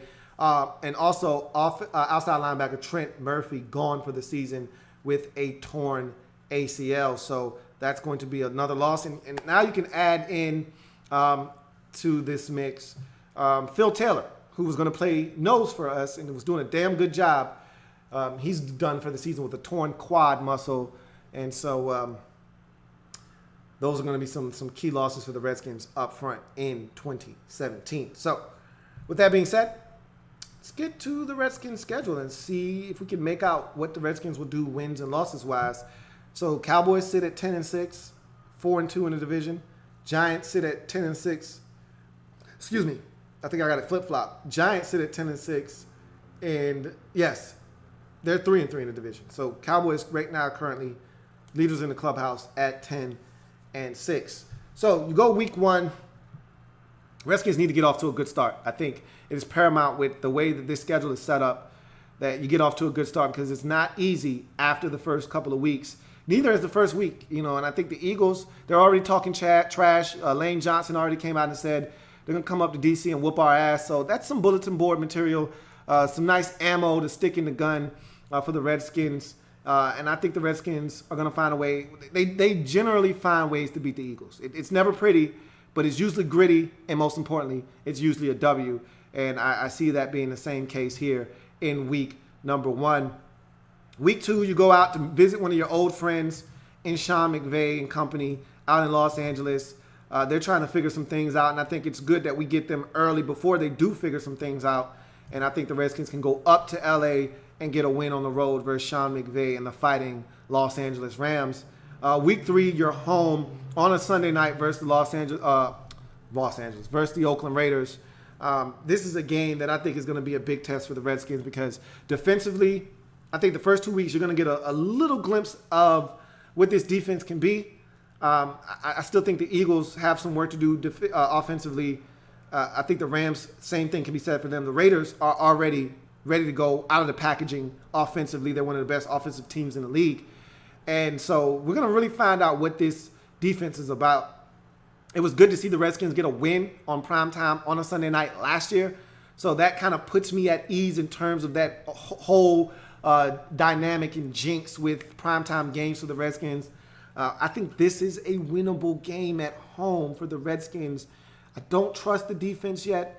I don't know about the offense, but the Raiders defensively aren't very good. I think the Redskins can sneak one here and run the record to 3-0 to start the season. But this is where things start to get interesting for the Redskins. At Kansas City, I don't like that game at all whatsoever. That's a loss for the Redskins. You then come back and you have a bye week early. I hate early bye weeks. Last season, we saw early bye weeks destroy the teams, the seasons of teams like Philadelphia, who started off the season 3-0, came off the bye and struggled. Minnesota, who started the season 5-0, struggled coming out of the bye. Never with the same team, finished up 8-8. Denver Broncos started off the season 4-0. They hit the bye week at 7-3 and came off the bye week and was not the same football team. They finished up the season at 9-7. Early bye weeks can make or break your season. If you take that early bye and you use it to get better, then you're fine. But a lot of teams that come out of the gate fast, like I have the Redskins doing, 3-1, that early bye week is a curse. And so you come out of the bye and you get San Francisco at home. Look, if you plan on being a good football team, you better be. And that's another ex-Redskin friend, Kyle Shanahan. I love Kyle. I know some Redskins fans don't. I love Kyle Shanahan, and I love what he does, and I respect him as an offensive play caller in this league. But if you want to be a good football team, you better beat the 49ers at home. The Eagles, Redskins have had really good success against the Eagles. Home, away, it hasn't mattered. I have an eerie feeling, though, that they're going to snap their losing streak to the Redskins at home this time in week number 7. That's a Monday night game. If you're the Eagles and you're serious about making a run in this division, you got to start winning some games in the division. And last year with the Eagles, and I don't want to talk too much about the Eagles because we're talking about Redskins right now, but remember, the biggest problem for the Eagles in the past under Chip Kelly was home wins. They couldn't win at home. They could go on the road and win. They couldn't win at home. Last year, they could win at home. They couldn't win on the road. You got to take care of home, and you got to start taking some care of business on the road. We'll talk about that when we get to the Eagles, but I think they're going to take care of the Redskins on a Monday night at the crib in week 7. Redskins week 8, home for the Cowboys. I think that's a game that they're going to be circling on the calendar. Ezekiel Elliott will be back whether he was suspended or not in week 8, but I think that's a game that the Redskins had last year, and I think they're going to get this year. At Seattle, that's a house of horrors for the Redskins. It will continue to be as such. So don't see the Redskins winning that Week 9 contest on the road in Seattle. They get Minnesota Vikings at home in week number 10, a team that had the Redskins on the ropes last year, right around that same time, week 10, week 11. Redskins were able to escape with a win by the narrowest of margins. Vikings made a late charge, but fell short last year, and I think the Redskins can get the Vikings yet again. At New Orleans, that's a game that I do not like for the Redskins there. I think Drew Brees and that offense. Remember, we stomped a mud hole in them 2 years ago in FedEx. That was at home. This one is not. Maybe we'll be a much better defensive football team and we'll be able to get that one, but I just don't see it. I'll take the Saints in that football game. The Giants at home for the first time on the season. That's a game that I think the Redskins can and will get. I think they have to beat the Giants at home because we just don't perform well versus the Giants in the Meadowlands. Even though we were able to go and get one last year when we had two backs were against the wall, we were 0-2, Giants were 2-0. They didn't need it. We did. I just don't like going there and expecting to win. So you got to get it at home when you play the Giants. At Dallas, this is a Thursday night game, so it's a primetime matchup for the Redskins. You already got your one win versus the Cowboys out of the way. Don't expect to sweep the big boys from Big D. I think that's an L on a Thursday night. Just don't see us sweeping the Cowboys. I would love to, but when's the last time we actually swept the Dallas Cowboys? Even the year when we won the division 2 years ago, we didn't sweep the Dallas Cowboys. They still came into our building on a Monday night and beat us. It was pathetic. With who the hell was that quarterback that night? It was similar to what we did to them the year they went 12-4, but Colt McCoy led us to a victory on a Monday night versus the Cowboys. They brought a bum quarterback. I want to say it was, God damn it, the guy from Matt Castle. I think it was Matt Castle. That bum came in and got us. I think it was Matt Castle at the time. In any event, we're not sweeping the Cowboys. At the Chargers, this is a tricky one because Phillip Rivers, okay, by week 14, normally the Chargers have already been depleted and broken down as a football team. They've probably got 17 guys on IR at that point, 9 of them on the offensive side of the football. And Phillip Rivers is throwing the 4th and 5th string receivers and guys off the street. If they're able to stay healthy, that's a dangerous football team. Dangerous football team. I don't like us going out to San Diego. I'm not going to lie to you. I think that's a game that we probably could and should win. But I think that's a game that we don't win. And so I'm going to give that one to the Chargers. Arizona, we owe those chumps from last year. We went to Arizona. We fell short. We should have beat them. There was no reason to lose that football game, but yet we did. I hate playing against David Johnson because he's a beast, and we just can't stop him. That being said, I think we find a way to beat the Cardinals at home. If that were in Arizona, no way I give us this one, but I think we are able to get them. As you go to week number 16, here's a situation where you got Denver at home, Christmas Eve, and that's a winnable football game. I feel the same way I felt about Arizona, and I look at the Arizona Cardinals on our schedule. We're going to know if the Broncos are any good by this point in the season. I think they will be, just because their defense is too good. It's a home game. It's a game I think that the Redskins can get. That defense, though, for Denver really scares the hell out of me, and they can get after the quarterback. And I can see Kirk making some mistakes against that aggressive Broncos defense.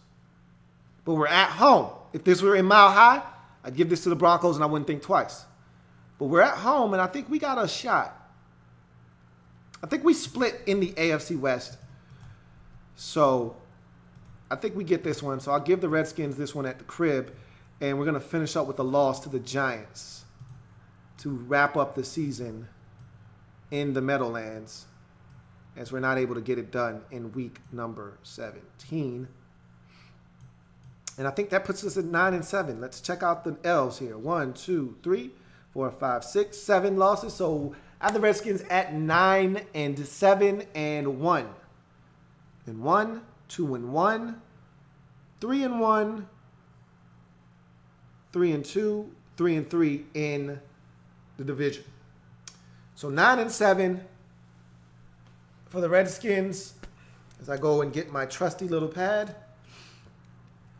And Washington 9-7, 3-3 in the division. So right there, that tells you that that's not good enough to win the division, obviously, with both the Giants and the Cowboys both finishing at 10-6. However, 9-7 might be good enough for a wild card. We'll see how the rest of the NFC stacks up. I believe I had 2 double-digit winning teams in the NFC South. And if that's the case, of course, then the Redskins will not qualify for the playoffs. But in any event, let's get to Twitter first. Twitter. Remember, if you're out there and you want your comment to be read on the air, I'm on Twitter at In the Lab Room. Use the hashtag Louie Tee Live on Twitter. And also, I am on the live stream going through the comments. Hashtag Louie Tee Live if you want your comment read there as well. All right. So at Hayden Keene 23 says BJ Goodson is a middle linebacker. Am I thinking about the same guy from Clemson? I could be wrong. I think I'm thinking of a draft pick for the Giants 2 years ago. Middle of the draft, like 3rd or 4th round. You guys correct me if I'm wrong. But I believe BJ Goodson is the Clemson linebacker you drafted, not in 2017, but the 2016 draft. And I liked him a lot coming out of that draft. So if that's the same guy we're talking about, then I could easily see that guy having an impact this year. Absolutely. All right, so let's get to your comments regarding the Washington Redskins and what you see from them. Wavy Jones III says, yep, he's from Clemson, worked all offseason with Antonio Pierce, looked great in the preseason so far. I thought that's who BJ Goodson was. It rung a bell. I forgot about him because I didn't see him really at all last year, but he was a guy that I was high on in that 2016 draft out of Clemson. And, yeah, that guy's got talent. So we're going to see what he does for this Giants. You guys have been yearning for an inside linebacker, a middle linebacker that can play. You've had some guys that have filled in some spot duty for you. The guy that you got that was a big player for the Panthers once upon a time filled in and did a good job for about a 2-year stretch. But you haven't had some homegrown talent like potentially B.J. Goodson could be for you. AD says, Giants defense is amazing. Do you think Skins can match with the cornerback with Norman and Breeland? It's possible. We just need consistency out of Bree. He's looked good this preseason. Maybe his confidence is coming back. But the Giants are able to do something the Redskins aren't capable of doing right now, and that's getting after the quarterback. With Olivier Vernon and JPP, they're able to get after the quarterback. We just simply can't do that right now. And so if we can get pressure on the quarterback, maybe. But right now, I wouldn't bet on that. Vincent Phillips says, prediction, Eagles beat Skins week 1, Kirk leaves in free agency, and the Skins draft quarterback, nose tackle, and outside linebacker in first 3 picks.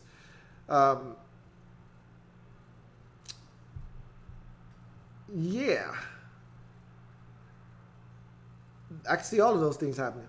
I mean, I can't predict the Skins draft at this point, but if Kirk leaves in free agency, which I think is a real possibility,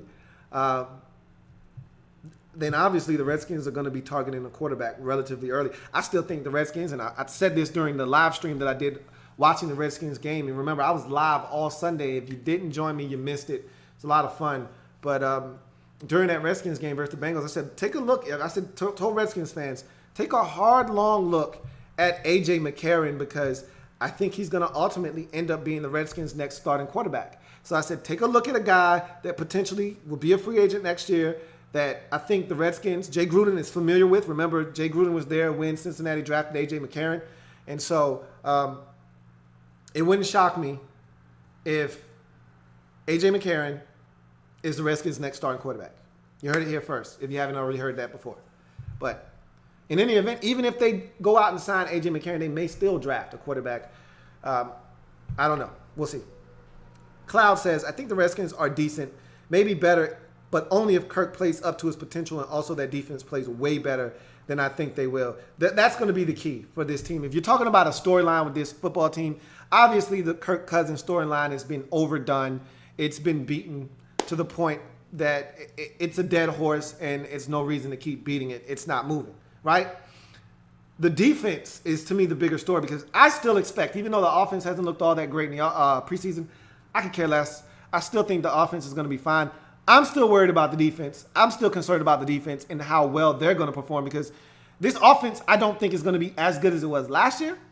but I think it's going to be good enough to win football games. Will the defense, which was a train wreck last year, be good enough to help the Redskins win some games that maybe the offense doesn't play well in? We'll see. If the defense is much improved, the Redskins can easily win 10 or 11 games. If the defense is just as bad as I don't think they can be worse than last year. So let's go ahead and throw that out of the way. I think they can only be just as bad as last year. And if they're just as bad as last year, then this is a 9-7, 8-8, 7-9 football team. Vincent Phillips says, I think no playoffs for the Skins. Buy Kirk, and if playoffs, re-sign tagged yet again. Well, they're not going to tag him this year because the tag is going to, in effect, cost them $34 million. They're not going to pay Kirk Cousins $34 million. That's unprecedented. It's unheard of for one season. They're not doing it. But they can transition him, which is $29 million. But then you open up the floodgates for other teams to make offers that I don't know the Redskins are going to be willing to match. I think the Redskins are really undervaluing his market and what he's going to command on the open market. And by transition tagging him, all you do is get an opportunity to match. And some team is going to sign him to this ridiculous offer sheet that the Redskins are going to look at and say, oh, hell no. All right, Kirk, man, it's been real, bruh. Deuces. So if we make the playoffs, it's not good enough to just make the playoffs. That's not going to be good enough to get Kirk to stay. We have to not only make the postseason, we have to win a game to make Kirk stay. That's how I feel. Dark Sealer 1995 says, how do you feel about the Steelers trading for Vance McDonald at tight end? I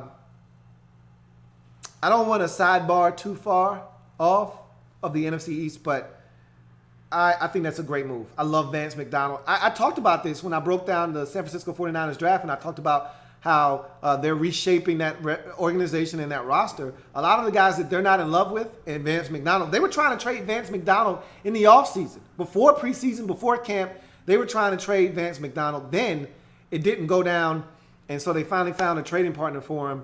And I think he's gonna flourish in Pittsburgh. He's a really good pass catching tight end that can block a little bit.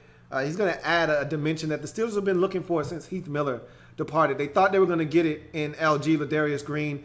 His injury history proved to be too much. They got rid of him after signing him to a lucrative deal. And I think Vance McDonald, if he can pick up the offense fast enough, could be a real good piece for them moving forward. Jolt Warrior says, do you think the receiver could be a major weakness for us this year with Pryor not showing much and Doxson a non-factor? Crowder may be our only true threat at receiver.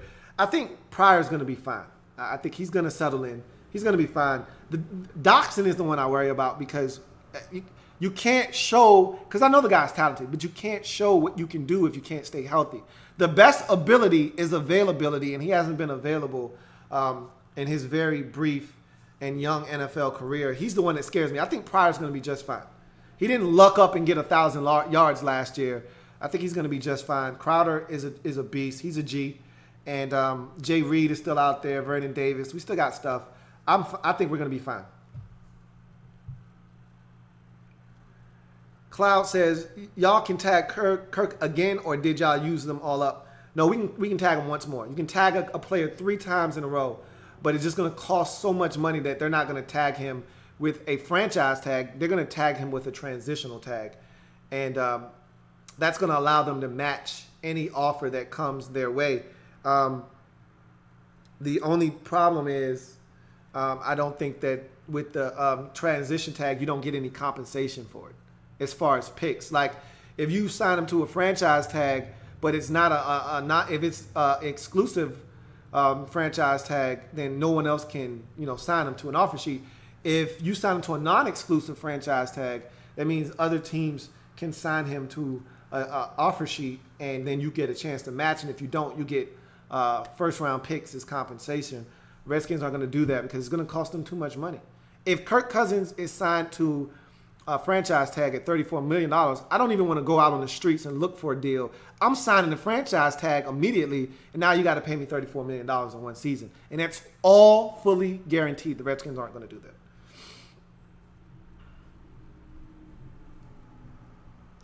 Ouija HTTR says, if I get my wish and we trade the Bengals for Andrew Billings, we will go at least 10-6, 4-2 in the division. Didn't I have that discussion with you earlier today, Brax? Let it go, bruh. Let it go. We are not going to end up with Andrew Billings, man. Let it go, bruh. I know you love him. I wanted him last year too, but let it go, bruh. Let it go. All right. Let's see. Next comment.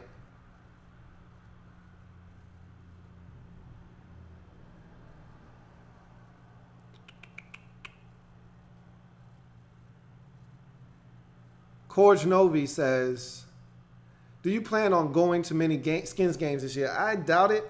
I think I got one or two that may be of possibilities, maybe of real possibilities. I may be able to get a ticket to the Raiders Sunday night game. But generally, I stay away from going to the games just because it takes away from me watching all the rest of the games. And, you know, I generally work throughout the course of a Sunday and into Monday watching the games. So, I don't know. Once I get a handle on this the way that I want, and I start traveling and I start going to events like the draft and the combine, and I start actually going to games, I'm going to be at a lot of Redskin games probably, more so than anybody else. But that's when I get to a point where I'm starting to generate the type of revenue that I'm looking for out of this, and I can start to hit the road, which is what my ultimate goal is to start hitting the road, reporting live from events, and really being the voice of you guys at these events and doing it live from these events. But, you know, we'll see. We'll see how, you know, things shape up for me over the next year or two. But I don't think a bunch of Redskin games are in my future this particular season. Art Chrisfield says, Lou, I agree with you. We can go 9-7 if our defense is performing and our receivers stay healthy. I think that's a real possibility for us, 9-7, somewhere in there. Cloud says, it seems like you have a lot of NFC East fans than any other division. Well, obviously, I'm going to have more Redskins fans because my favorite team is the Redskins, and I do a lot of reporting on the Redskins. But at the end of the day, you know, it's all family. You know, and me being a Redskins fan is going to attract Cowboys fans, Eagles fans, Giants fans, because I know a lot about those other teams in the division. I know a lot about a lot of teams around the league. Obviously, I cover the entire league, but of course, I'm going to be paying a lot closer attention to teams in the division because that's part of the family. And it's different when it's family. You know what I mean? You know, because all of these teams can say they ain't did it, but they ain't did it. But if they did, that's family business, man. And there's no business like NFC East family business, man. You know how I go. Art Chrisfield says, I think we sweep the Eagles. We'll see. We've been sweeping them for the last couple of years, but that's going to come to an end at some point. Matthew Lynch says, I was losing to the Broncos. I can see that happening. Remember, I sat and thought long and hard about that Broncos game. I gave us the edge because we're at home, but I could easily see us losing that game, no doubt. Wavy Jones III says, how has Terrell Pryor looked this preseason? Really hasn't looked like much. I tell you what, they haven't gotten him the football a lot. And I'm going to tell you, once the regular season starts, I fully expect them to unleash Terrell Pryor. I don't think they've got him the football nearly enough.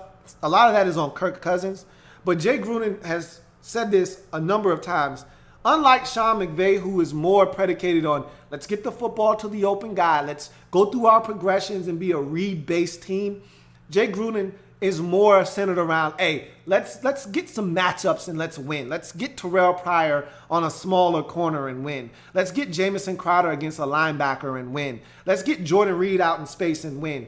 He's more about matchups and individual players, and that's how you win in this league, and I expect Jay Gruden to put Terrell Pryor in some situations to win, and I think he will, but he hasn't looked great in this preseason, to answer your question. Matt Biggs says, I'm a Chiefs fan, and I think people are giving the Chargers too much love. It's just because of Phillip Rivers. Phillip Rivers is the only reason people think the Chargers can win. The Chiefs are the Chiefs. I love the Chiefs, but I don't know if you and I don't. We're gonna do the AFC West next, Matt. So come back for that because I really want to talk to you about your Chiefs and the rest of the teams in that division. Come back and join me at 9:30. I should be done with this stream and up with the next one. Matthew Lynch says, I don't believe our offense will be as lethal as it was last year because of chemistry and losing Sean McVay. I don't think our offense will be as lethal as it was last year because of chemistry, and I think we'll be fine without McVay. I really think Jay Gruden will do a good job of putting us in positions. I will say Sean McVay was not foreign and opposed to throwing it 45 times if need be. I don't know if Jay's going to do that or not. But all in all, I think the play calling will be fine. I'm just worried about the collective group. Doxson worries me. Pryor hasn't been in sync with Kirk quite yet. Jay Reed is coming off of injury, and we know he's going to miss at least 2 or 4 games because that's what he does. So there are some question marks there, and there's some chemistry issues, sure. Carlos Delgado says, I'm pretty sure Kirk Cousins is going to lead the Skins to the playoffs with a 10-6 record, and the defense plays good. I hope you're right. Andrew Kim says, how's Jonathan Allen been? Haven't heard much. He hasn't played as much as I would have liked him to see him play, but when he's been in, he's been good, and I think he's only going to get better. So that whole first-team defense, I haven't seen as much of those guys as I would like. Jonathan Allen hasn't flashed necessarily, but he hasn't been terrible. I've seen him do some things that I know are going to translate to the regular season and upgrading this defensive line. Art Crisfield says, do you think Brian Quick will be a starter this season? We're going to talk about Brian Quick when I do my 53-man roster show, because he may not make the roster. I think he's going to make the roster, but we'll see. Jolt Warrior says, from what you have seen with Fab Moreau, Kendall Fuller, and Joshua Hosey, would you let Breland walk next year and perhaps Will Blackman? I don't think Will Blackman he may not make the roster this year. We'll talk about that when we get to the 53-man roster, but it's a situation where Bree probably, depending on the type of season he has and the type of money, and we know corners, they get top dollar in this league. After the quarterback and pass rushers, corner is the next big position to get paid, along with receiver. And so Bree might hit free agency, and teams might be drooling over him, and Redskins might say, man, that's why they drafted Fabian Moreau, because they know that Bree might have a hefty price tag next come the offseason, and they may not be willing to pony up.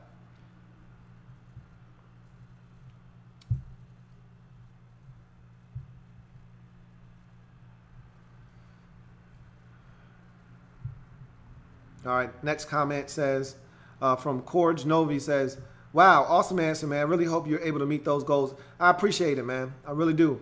Falcons Fury says, make a damn patron so we can support you and you can hit the road, Jack. I will. I've been working on some things behind the scenes, so I'm gonna get to all of that, man. And I appreciate the support you guys have given me, no doubt. Matthew Lynn says, how bad is the loss of Phil Taylor? It's huge. I'm not gonna lie. He was the one guy that looked the part of a true nose tackle on our team. AJ Francis has stepped in, and he flashed for me against Cincinnati, but it was a small sample size. They like Joey Mbu, a guy that I'm still kind of like a little iffy on. I'm indifferent about Mbu, but they're probably going to end up using Stacey McGee or one of those other guys in there a little bit. Ziggy Hood played a little nose for us last year. I'm not thrilled about the options that we have, to be honest with you. I think that's going to end up being a huge loss. 8-Ball NFL says, I expect the Skins to beat the Saints Week 11 because they always have a game like the Packers game where they torch weak secondaries. That could be the case. Usually those games come at home, though. Rarely do they come on the road. That Saints game is in New Orleans. AD says, say it, man. Skins 16-0. No way. You know, I'm very partial to my Skins, but I'm as unbiased as it gets. And you know I'm not going to talk no nonsense like that. I know good and well my boys are not good enough to go 16-0.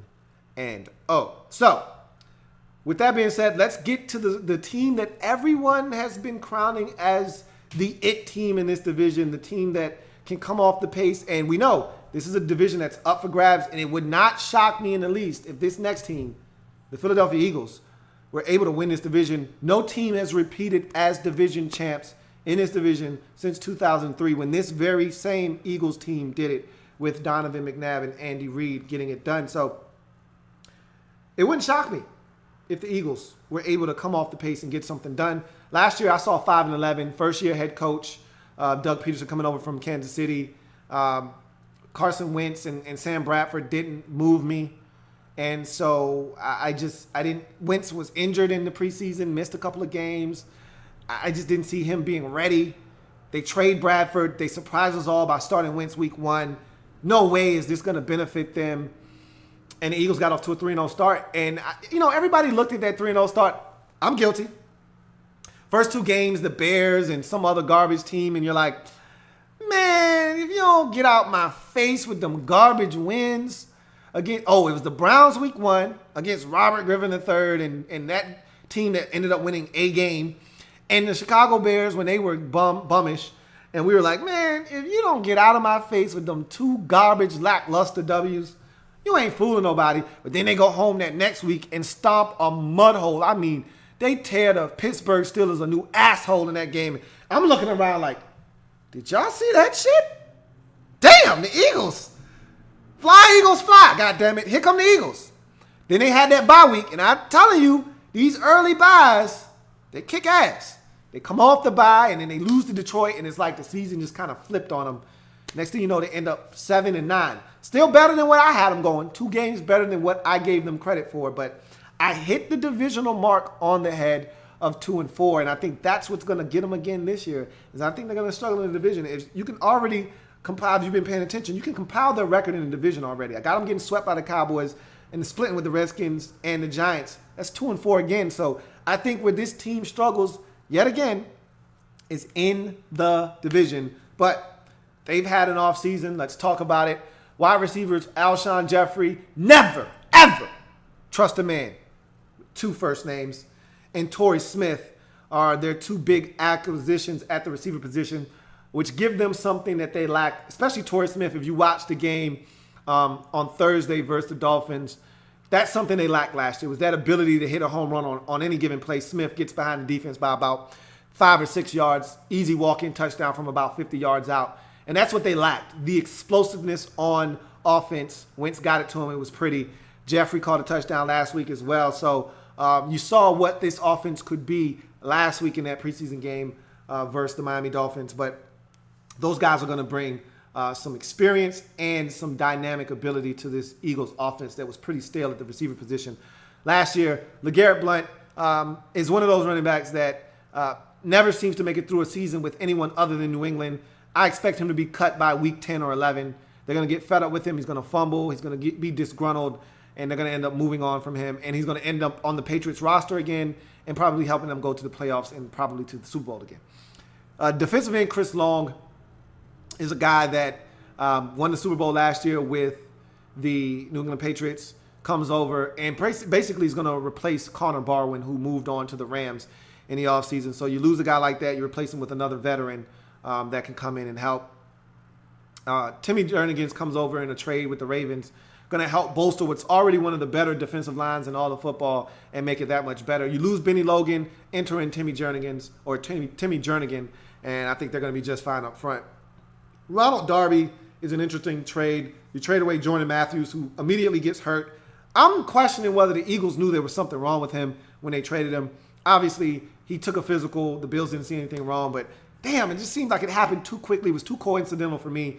Nonetheless, they get Ronald Darby. He's already got a pick in a game, so he comes over, and he's going to fortify a secondary that was the biggest, weakest link on this football team a season ago.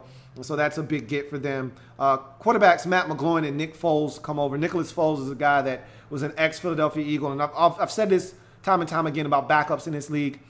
Backups always leave for greener pastures only to find out there's no place like home. They click their heels twice, and what do you know? They're back home, and that's the case with Nicholas Foles, as he'll probably be your backup quarterback this year. But Matt McGloin will come in, and he'll compete as well. It gives you a situation where you've got a good backup situation in Philadelphia, that's for sure. Chance Warmack comes over, tries to help you along the offensive line, along with Stefan Wisniewski, another guy that will come in and try to help you fortify your front 5 up front for this Eagles offense. Key losses for this Eagles football team. Ryan Matthews was just released about 2 weeks ago. He's a guy that I was a fan of him being on this Eagles team because I knew he was going to fumble the football at some point. That was his MO, fumbling and getting injured. And so I always like those types of players on some of the enemy teams because you know what you're going to get out of those guys. Sad to see him go because he was a guy that I knew I could count on for at least a fumble at some point. Jordan Matthews was a guy that I thought was emerging as a slot receiver for the Eagles. Also looked at him as a guy that could really help them and was a good friend of Carson Wentz. I heard they roomed together in camp and they were forming a rapport, and He's gone now. So they feel good about their receiver position, and they needed help at corner, so they felt like they could dangle Matthews out there and get something back, and they did. Leotis McKelvin and Nolan Carroll no longer on this roster. They were part of that atrocious secondary from a season ago, so I'm pretty sure Eagles fans aren't sad that they are no longer back. Connor Barwin was a solid piece for this Eagles team throughout his tenure. Last year wasn't his best year, but he was good for them overall throughout that contract. And Benny Logan was a guy that they drafted that came in, did some really good things for them, and then got a big deal from Kansas City, and so he moves on, and you replace him basically with Timmy Jernigan. So that's what the Eagles offseason looks like. Let's get to their schedule and start talking about wins and losses. Obviously, we've got them losing week 1. Washington, I already did that. Kansas City, week 2. Kansas City Chiefs in week 2. I don't like that spot for the Eagles either. That's a really tough Chiefs defense at Kansas City. I don't like that spot there. You go home for the Giants. That's a game that I think you can win, and that's a game that I think you will win. And so I'm going to give you the W there. At San Diego,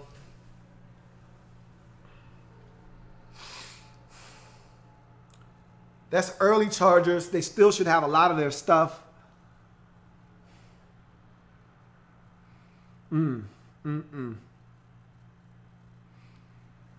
I think Philly Rivers and company can do you in that game. I think they can do you. So I'm going to give you an L there. Home for the Cardinals. I like you in this spot. So going to give you the W there. At Carolina, I don't like that situation, and that's a Thursday night football game on primetime television. Don't like you in that spot, so you'll take the L there. Home for the Redskins. I think you snap your streak of losing to the Redskins in this ball game. Get the W on Monday Night Football. So back-to-back weeks of primetime television for the Eagles as you split those games. And the long layoff will help you there as well after having a short week against Carolina. You'll have a long layoff and an extra day for Monday and at home and primetime. I think you get the Redskins there. You come home for the 49ers, so you stay home, I should say. 49ers at the crib. Again, if you're any self-respecting team, and I actually think the 49ers are going to be improved, but you got to beat the 49ers. Not with Billy Ho at quarterback. You got to beat the 49ers, bottom line. Broncos at the crib. That's a game that I could easily see the Broncos losing. I easily can see the Broncos losing that game. I could also see them getting to Carson Wentz, making him make mistakes. I could also see the Eagles front getting to Trevor Siemian and making him make mistakes. What it boils down to for me in this game, whose defense do I trust more? Do I trust that Philadelphia Eagles defense that I still have questions about? Or do I trust a well-established Wade Phillips less, but yet still ultra-talented Denver Broncos defense? I think you know the answer to that.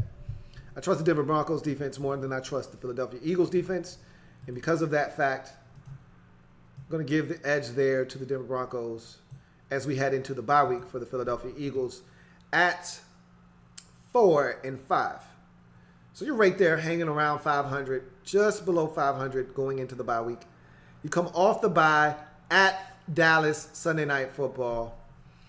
I don't love that spot, but I thought you played very admirably last year in that same spot and should have won.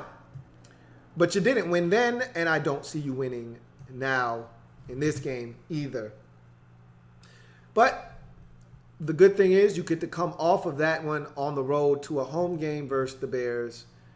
Don't know who the quarterback will be at that point. Don't care who the quarterback is. You need to win that game at home. At Seattle is a death sentence for most teams in the league. Add to the fact that it's a primetime game, and there is no way in hell I'm giving you a chance at going into Seattle and winning this game. I actually thought you played well for about a good half or two, a good half or 3 quarters before Seattle was able to run away with the game last year, but Carson Wentz turned it over too many times. But you had opportunities in that game. But this is a different Seattle team, and this is prime time, and it's going to be different. At the Rams, I think you can go to Los Angeles and really fluster Jared Goff, make him uncomfortable, and win that football game. At the Giants, you're splitting with the G-Men. So that's one that you don't get. You already got him once. You don't get him a second time. But you got Monday night at home versus the Raiders. I think the Raiders are vulnerable there. That's a Monday night Christmas game. One of two games on Christmas. I really think you got a shot here of beating the Raiders at home. You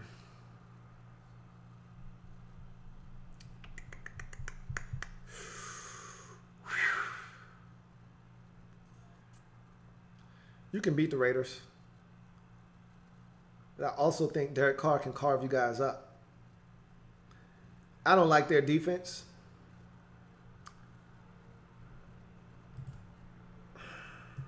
I want to give this game to you, but I'm not. I'm going to finish up the season with 3 straight losses. So I see the Cowboys sweeping you as well. So what does that do for the Eagles record-wise? 1, 2, 3, 4, 5, 6. I don't think they're a 6-10 team, though. I just think it's a tough schedule.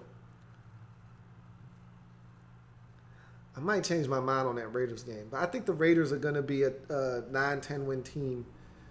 And I think they can win that game. 6-10 for the Eagles, 2-4 in the division. I don't think this is a 6-win team, but I don't think they're as good as everybody's going, touting them as. They're winnable games. You can beat Denver at home. You can beat Oakland at home. Those games could go either way. I don't see you being any better than 8-8. But I don't see you being 6-10 either. 7-9, 8-8. But look, the record speaks for itself. I got you going 6-10, and so that's what it is. But let the record reflect. I don't see this team going 6-10. This is not a 6-10 ball club. I see 8-8 when it's all said and done. Where they get the other 2 wins, don't ask me. But they can beat Denver at home. They can beat Oakland at home. But I think those teams are going to be good, and I can't give that up. So that's what it is. Let's get to your comments. I'm pretty sure Eagles fans are going to rip me a new one, and I'm fine with that. Let's go to Twitter first. So let me put that down in my book. Even though I'm not 100% sold on my own predictions there, I got the Eagles going 6-10, 2-4 in the division. Hell, I don't even believe that myself, but it's a tough schedule. I don't like where you play teams. That's the difference between you and every other team in the division. The Broncos can come into your house and beat you.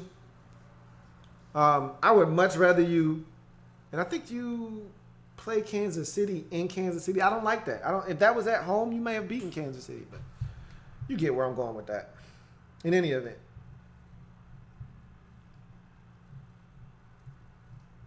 Let's see. Oh, yeah. I said I was going to start on Twitter, even though most likely I've got nothing there. I want to check Twitter first. And make sure that there's nothing on Twitter to check. So while that's loading up, let's get to a spot where we can start these comments. And I'm at a good spot right here. So Cloud says, how do you feel about Alshon Jeffrey? I don't trust him. He's got 2 first names. That's how I feel about Alshon Jeffrey. He says, in my opinion, even though I'm an Eagles fan, I think he's a number 2 receiver, especially if you look at his history in Chicago. I won't say that he's necessarily a number 2. I think he's a low-end 1 in this league. He's not an elite. Like, he wants elite money. He thinks he's elite. I don't think he's an elite receiver. So I will grant you that. So with that being said, let's get to more of your comments. I think he's a number one, but he's not a high-end one. You won't put him in the same conversation in breath as Odell Beckham Jr., Julio Jones, Antonio Brown, A.J. Green. Those guys are upper class, top tier, no doubt about it, number ones in this league. He's not that. He's at the low end of that totem pole, but I still think he's a number one. Falcons Fury says, hey man, you put in time and effort to entertain us. We throw up a piece of the old paycheck. Sounds fair to me. Hey man, I appreciate that. I definitely could use some extra funds to really start to get this thing going the way I want. But I got to put everything in place first, put all the parameters in place so that you guys can support me, man. But I really appreciate it. It's comforting knowing that I got some people that will support me once I, in fact, do that. Cloud says, I think we can surprise this season. What will be huge for us will be Wentz, our receivers, secondary, and our coaching. I love your coaching staff. I thought they did a phenomenal job last year of really putting Carson Wentz in some positions to succeed. That's how you got the 7 wins. I was so impressed with Doug Peterson and the offensive structure last year, the things they were doing, moving guys around, the formations, the formational shifts. I love your coaching staff from that regard. I question all of the changes, how fast you guys mesh together, which is the same thing I did with the Giants, and look what they ended up doing. I had the same doubts about the Giants. They won 11 games and went to the playoffs. The Eagles could do the very same thing. I just got to see Wentz show up, limit the mistakes, make plays, and then, like you said, the defense and primarily the secondary getting it done. Wavy Jones III says, the Eagles will come down. Carson Wentz's accuracy, he says, the Eagles, SZN, will come down. Carson Wentz's accuracy, I'm not a believer. I'm not a huge Alshon as a number one option. Eagles 7-9. Again, though, great front 7, though, he says. I'm close to that. I think they're a 7-9, 8-8 ball club. I got them at 6-10, but I don't think they're a 6-10 team. I think they're a 7-9, 8-8 team. Jolt Warrior says, do the Eagles scare you, and do you believe they can potentially be the scariest team in the NFC East? They got a shot. I'm not buying what everybody's selling, but it's always a team that we're not suspecting in this division that comes up and bites everybody, like the Cowboys last year. And so, like the Redskins 2 years ago, it can happen. So we'll see. The Eagles have the talent to do so. I will say that. Sean A. McGee says, just tuning in. Who have you covered so far? Just the Eagles? Nope. I've covered every team in this division. The Eagles were the final team as they brought up the rear in this division last year. Vincent Phillips says, bold prediction. Eagles beat Seahawks and go to the playoffs. That's a really bold prediction because that's a Monday night game, and that's in Seattle. That's a double whammy. I don't see that happening, but the playoffs could happen. Could happen. See. Cloud says, we'll see this season. I think we being the Eagles, 9-7 or 10-6. I don't think they can finish better than 8-8. So any one of those two records that you just gave out would be a surprise to me, and that would be a very impressive season for the Eagles. Either one of those records. AD says, who's the best quarterback in our division?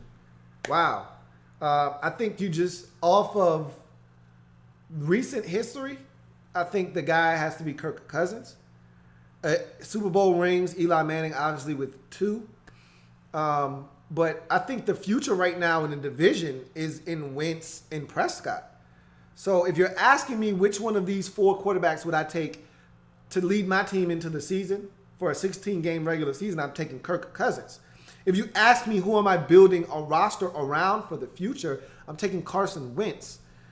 If you ask me which one of these guys am I taking to win me a single game, I may take Dak Prescott, if that makes any sense to you. So We'll see what Prescott does in year 2. I'm anxious to see what Wentz does in year 2. I think it's going to be a very intriguing season for the young boys at the quarterback position, because if they can continue to ascend like we saw from them last year, if they get better and take another step forward, I think those are going to be the teams that are really going to be the better teams in this division for a long time, because they've got the quarterbacks.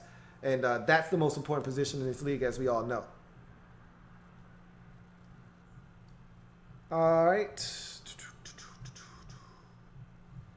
See what we got.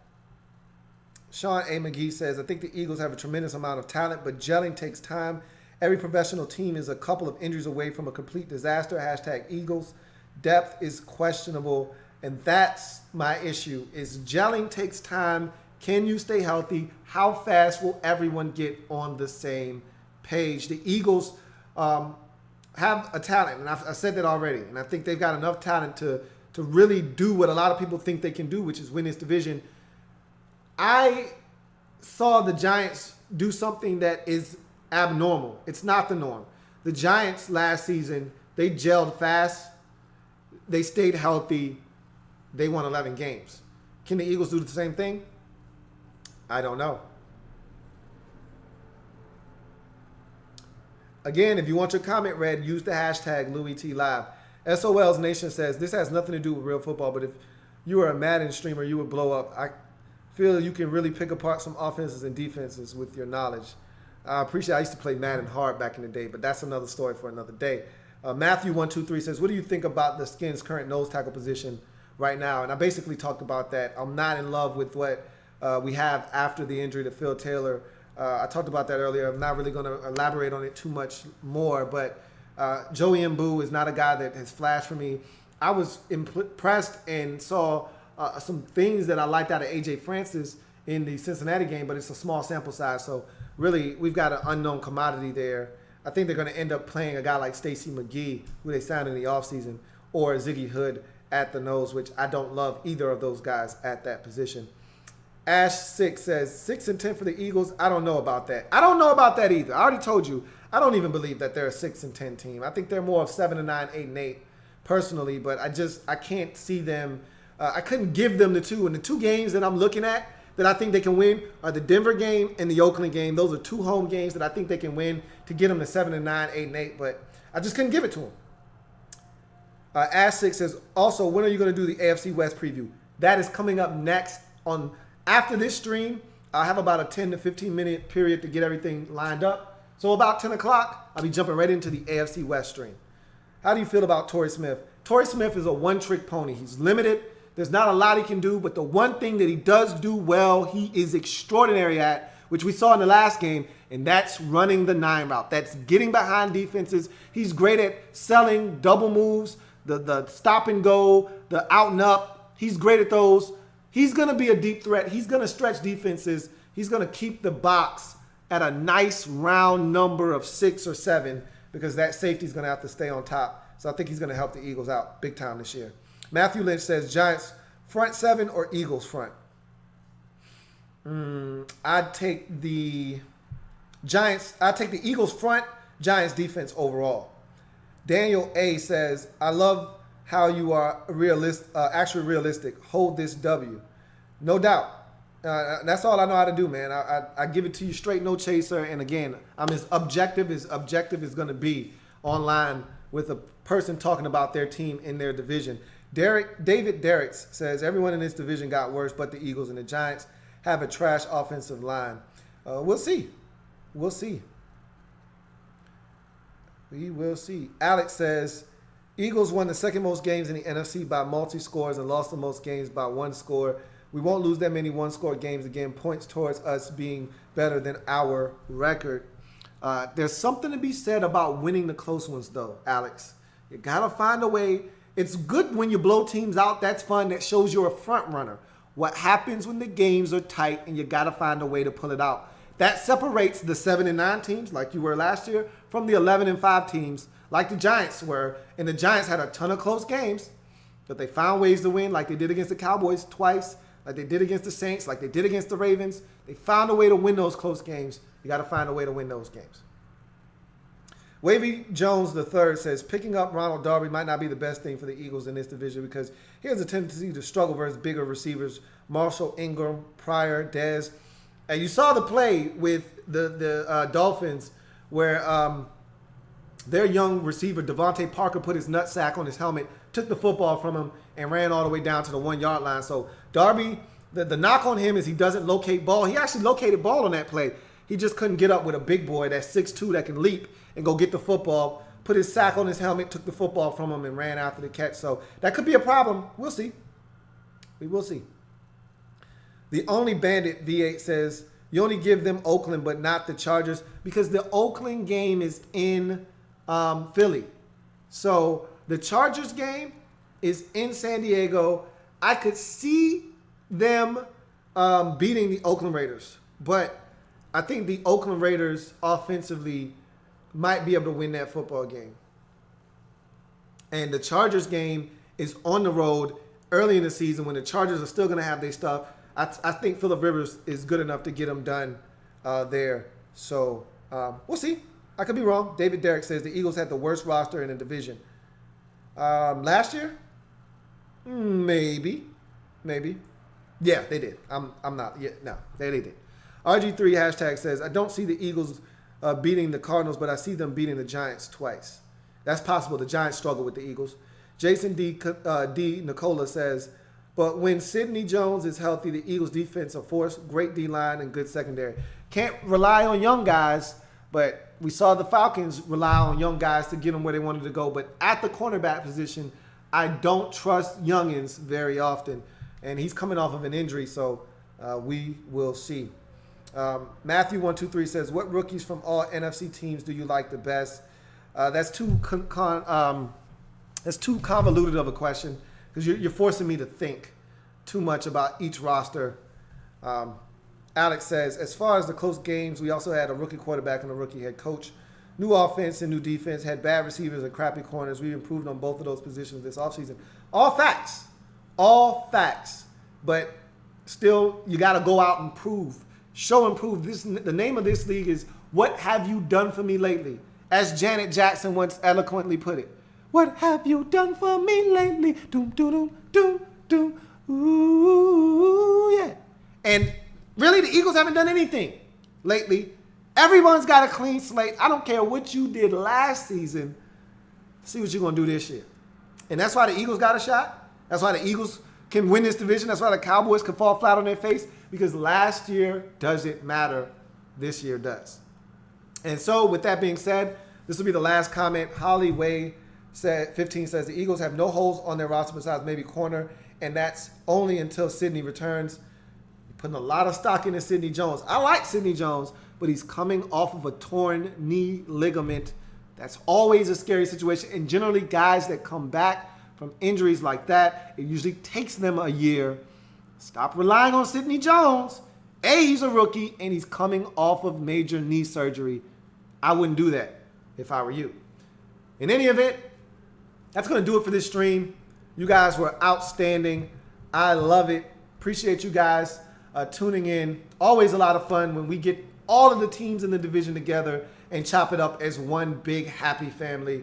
It's only we can in the NFC East. And so if it happens in the National Football League, whether big or small, we cover it all here on the Louie Tee Network. I thank each and every single one of you for joining me. And I've got another stream coming up.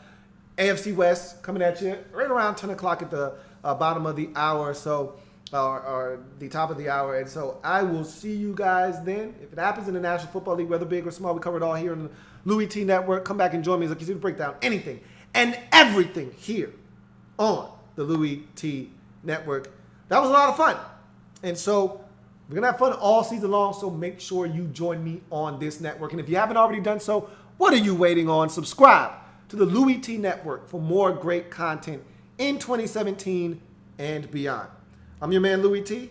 Thank you for joining me. Signing off. I'll see you in about 15 minutes when we're talking AFC West football. I'll see you then. Have a good one.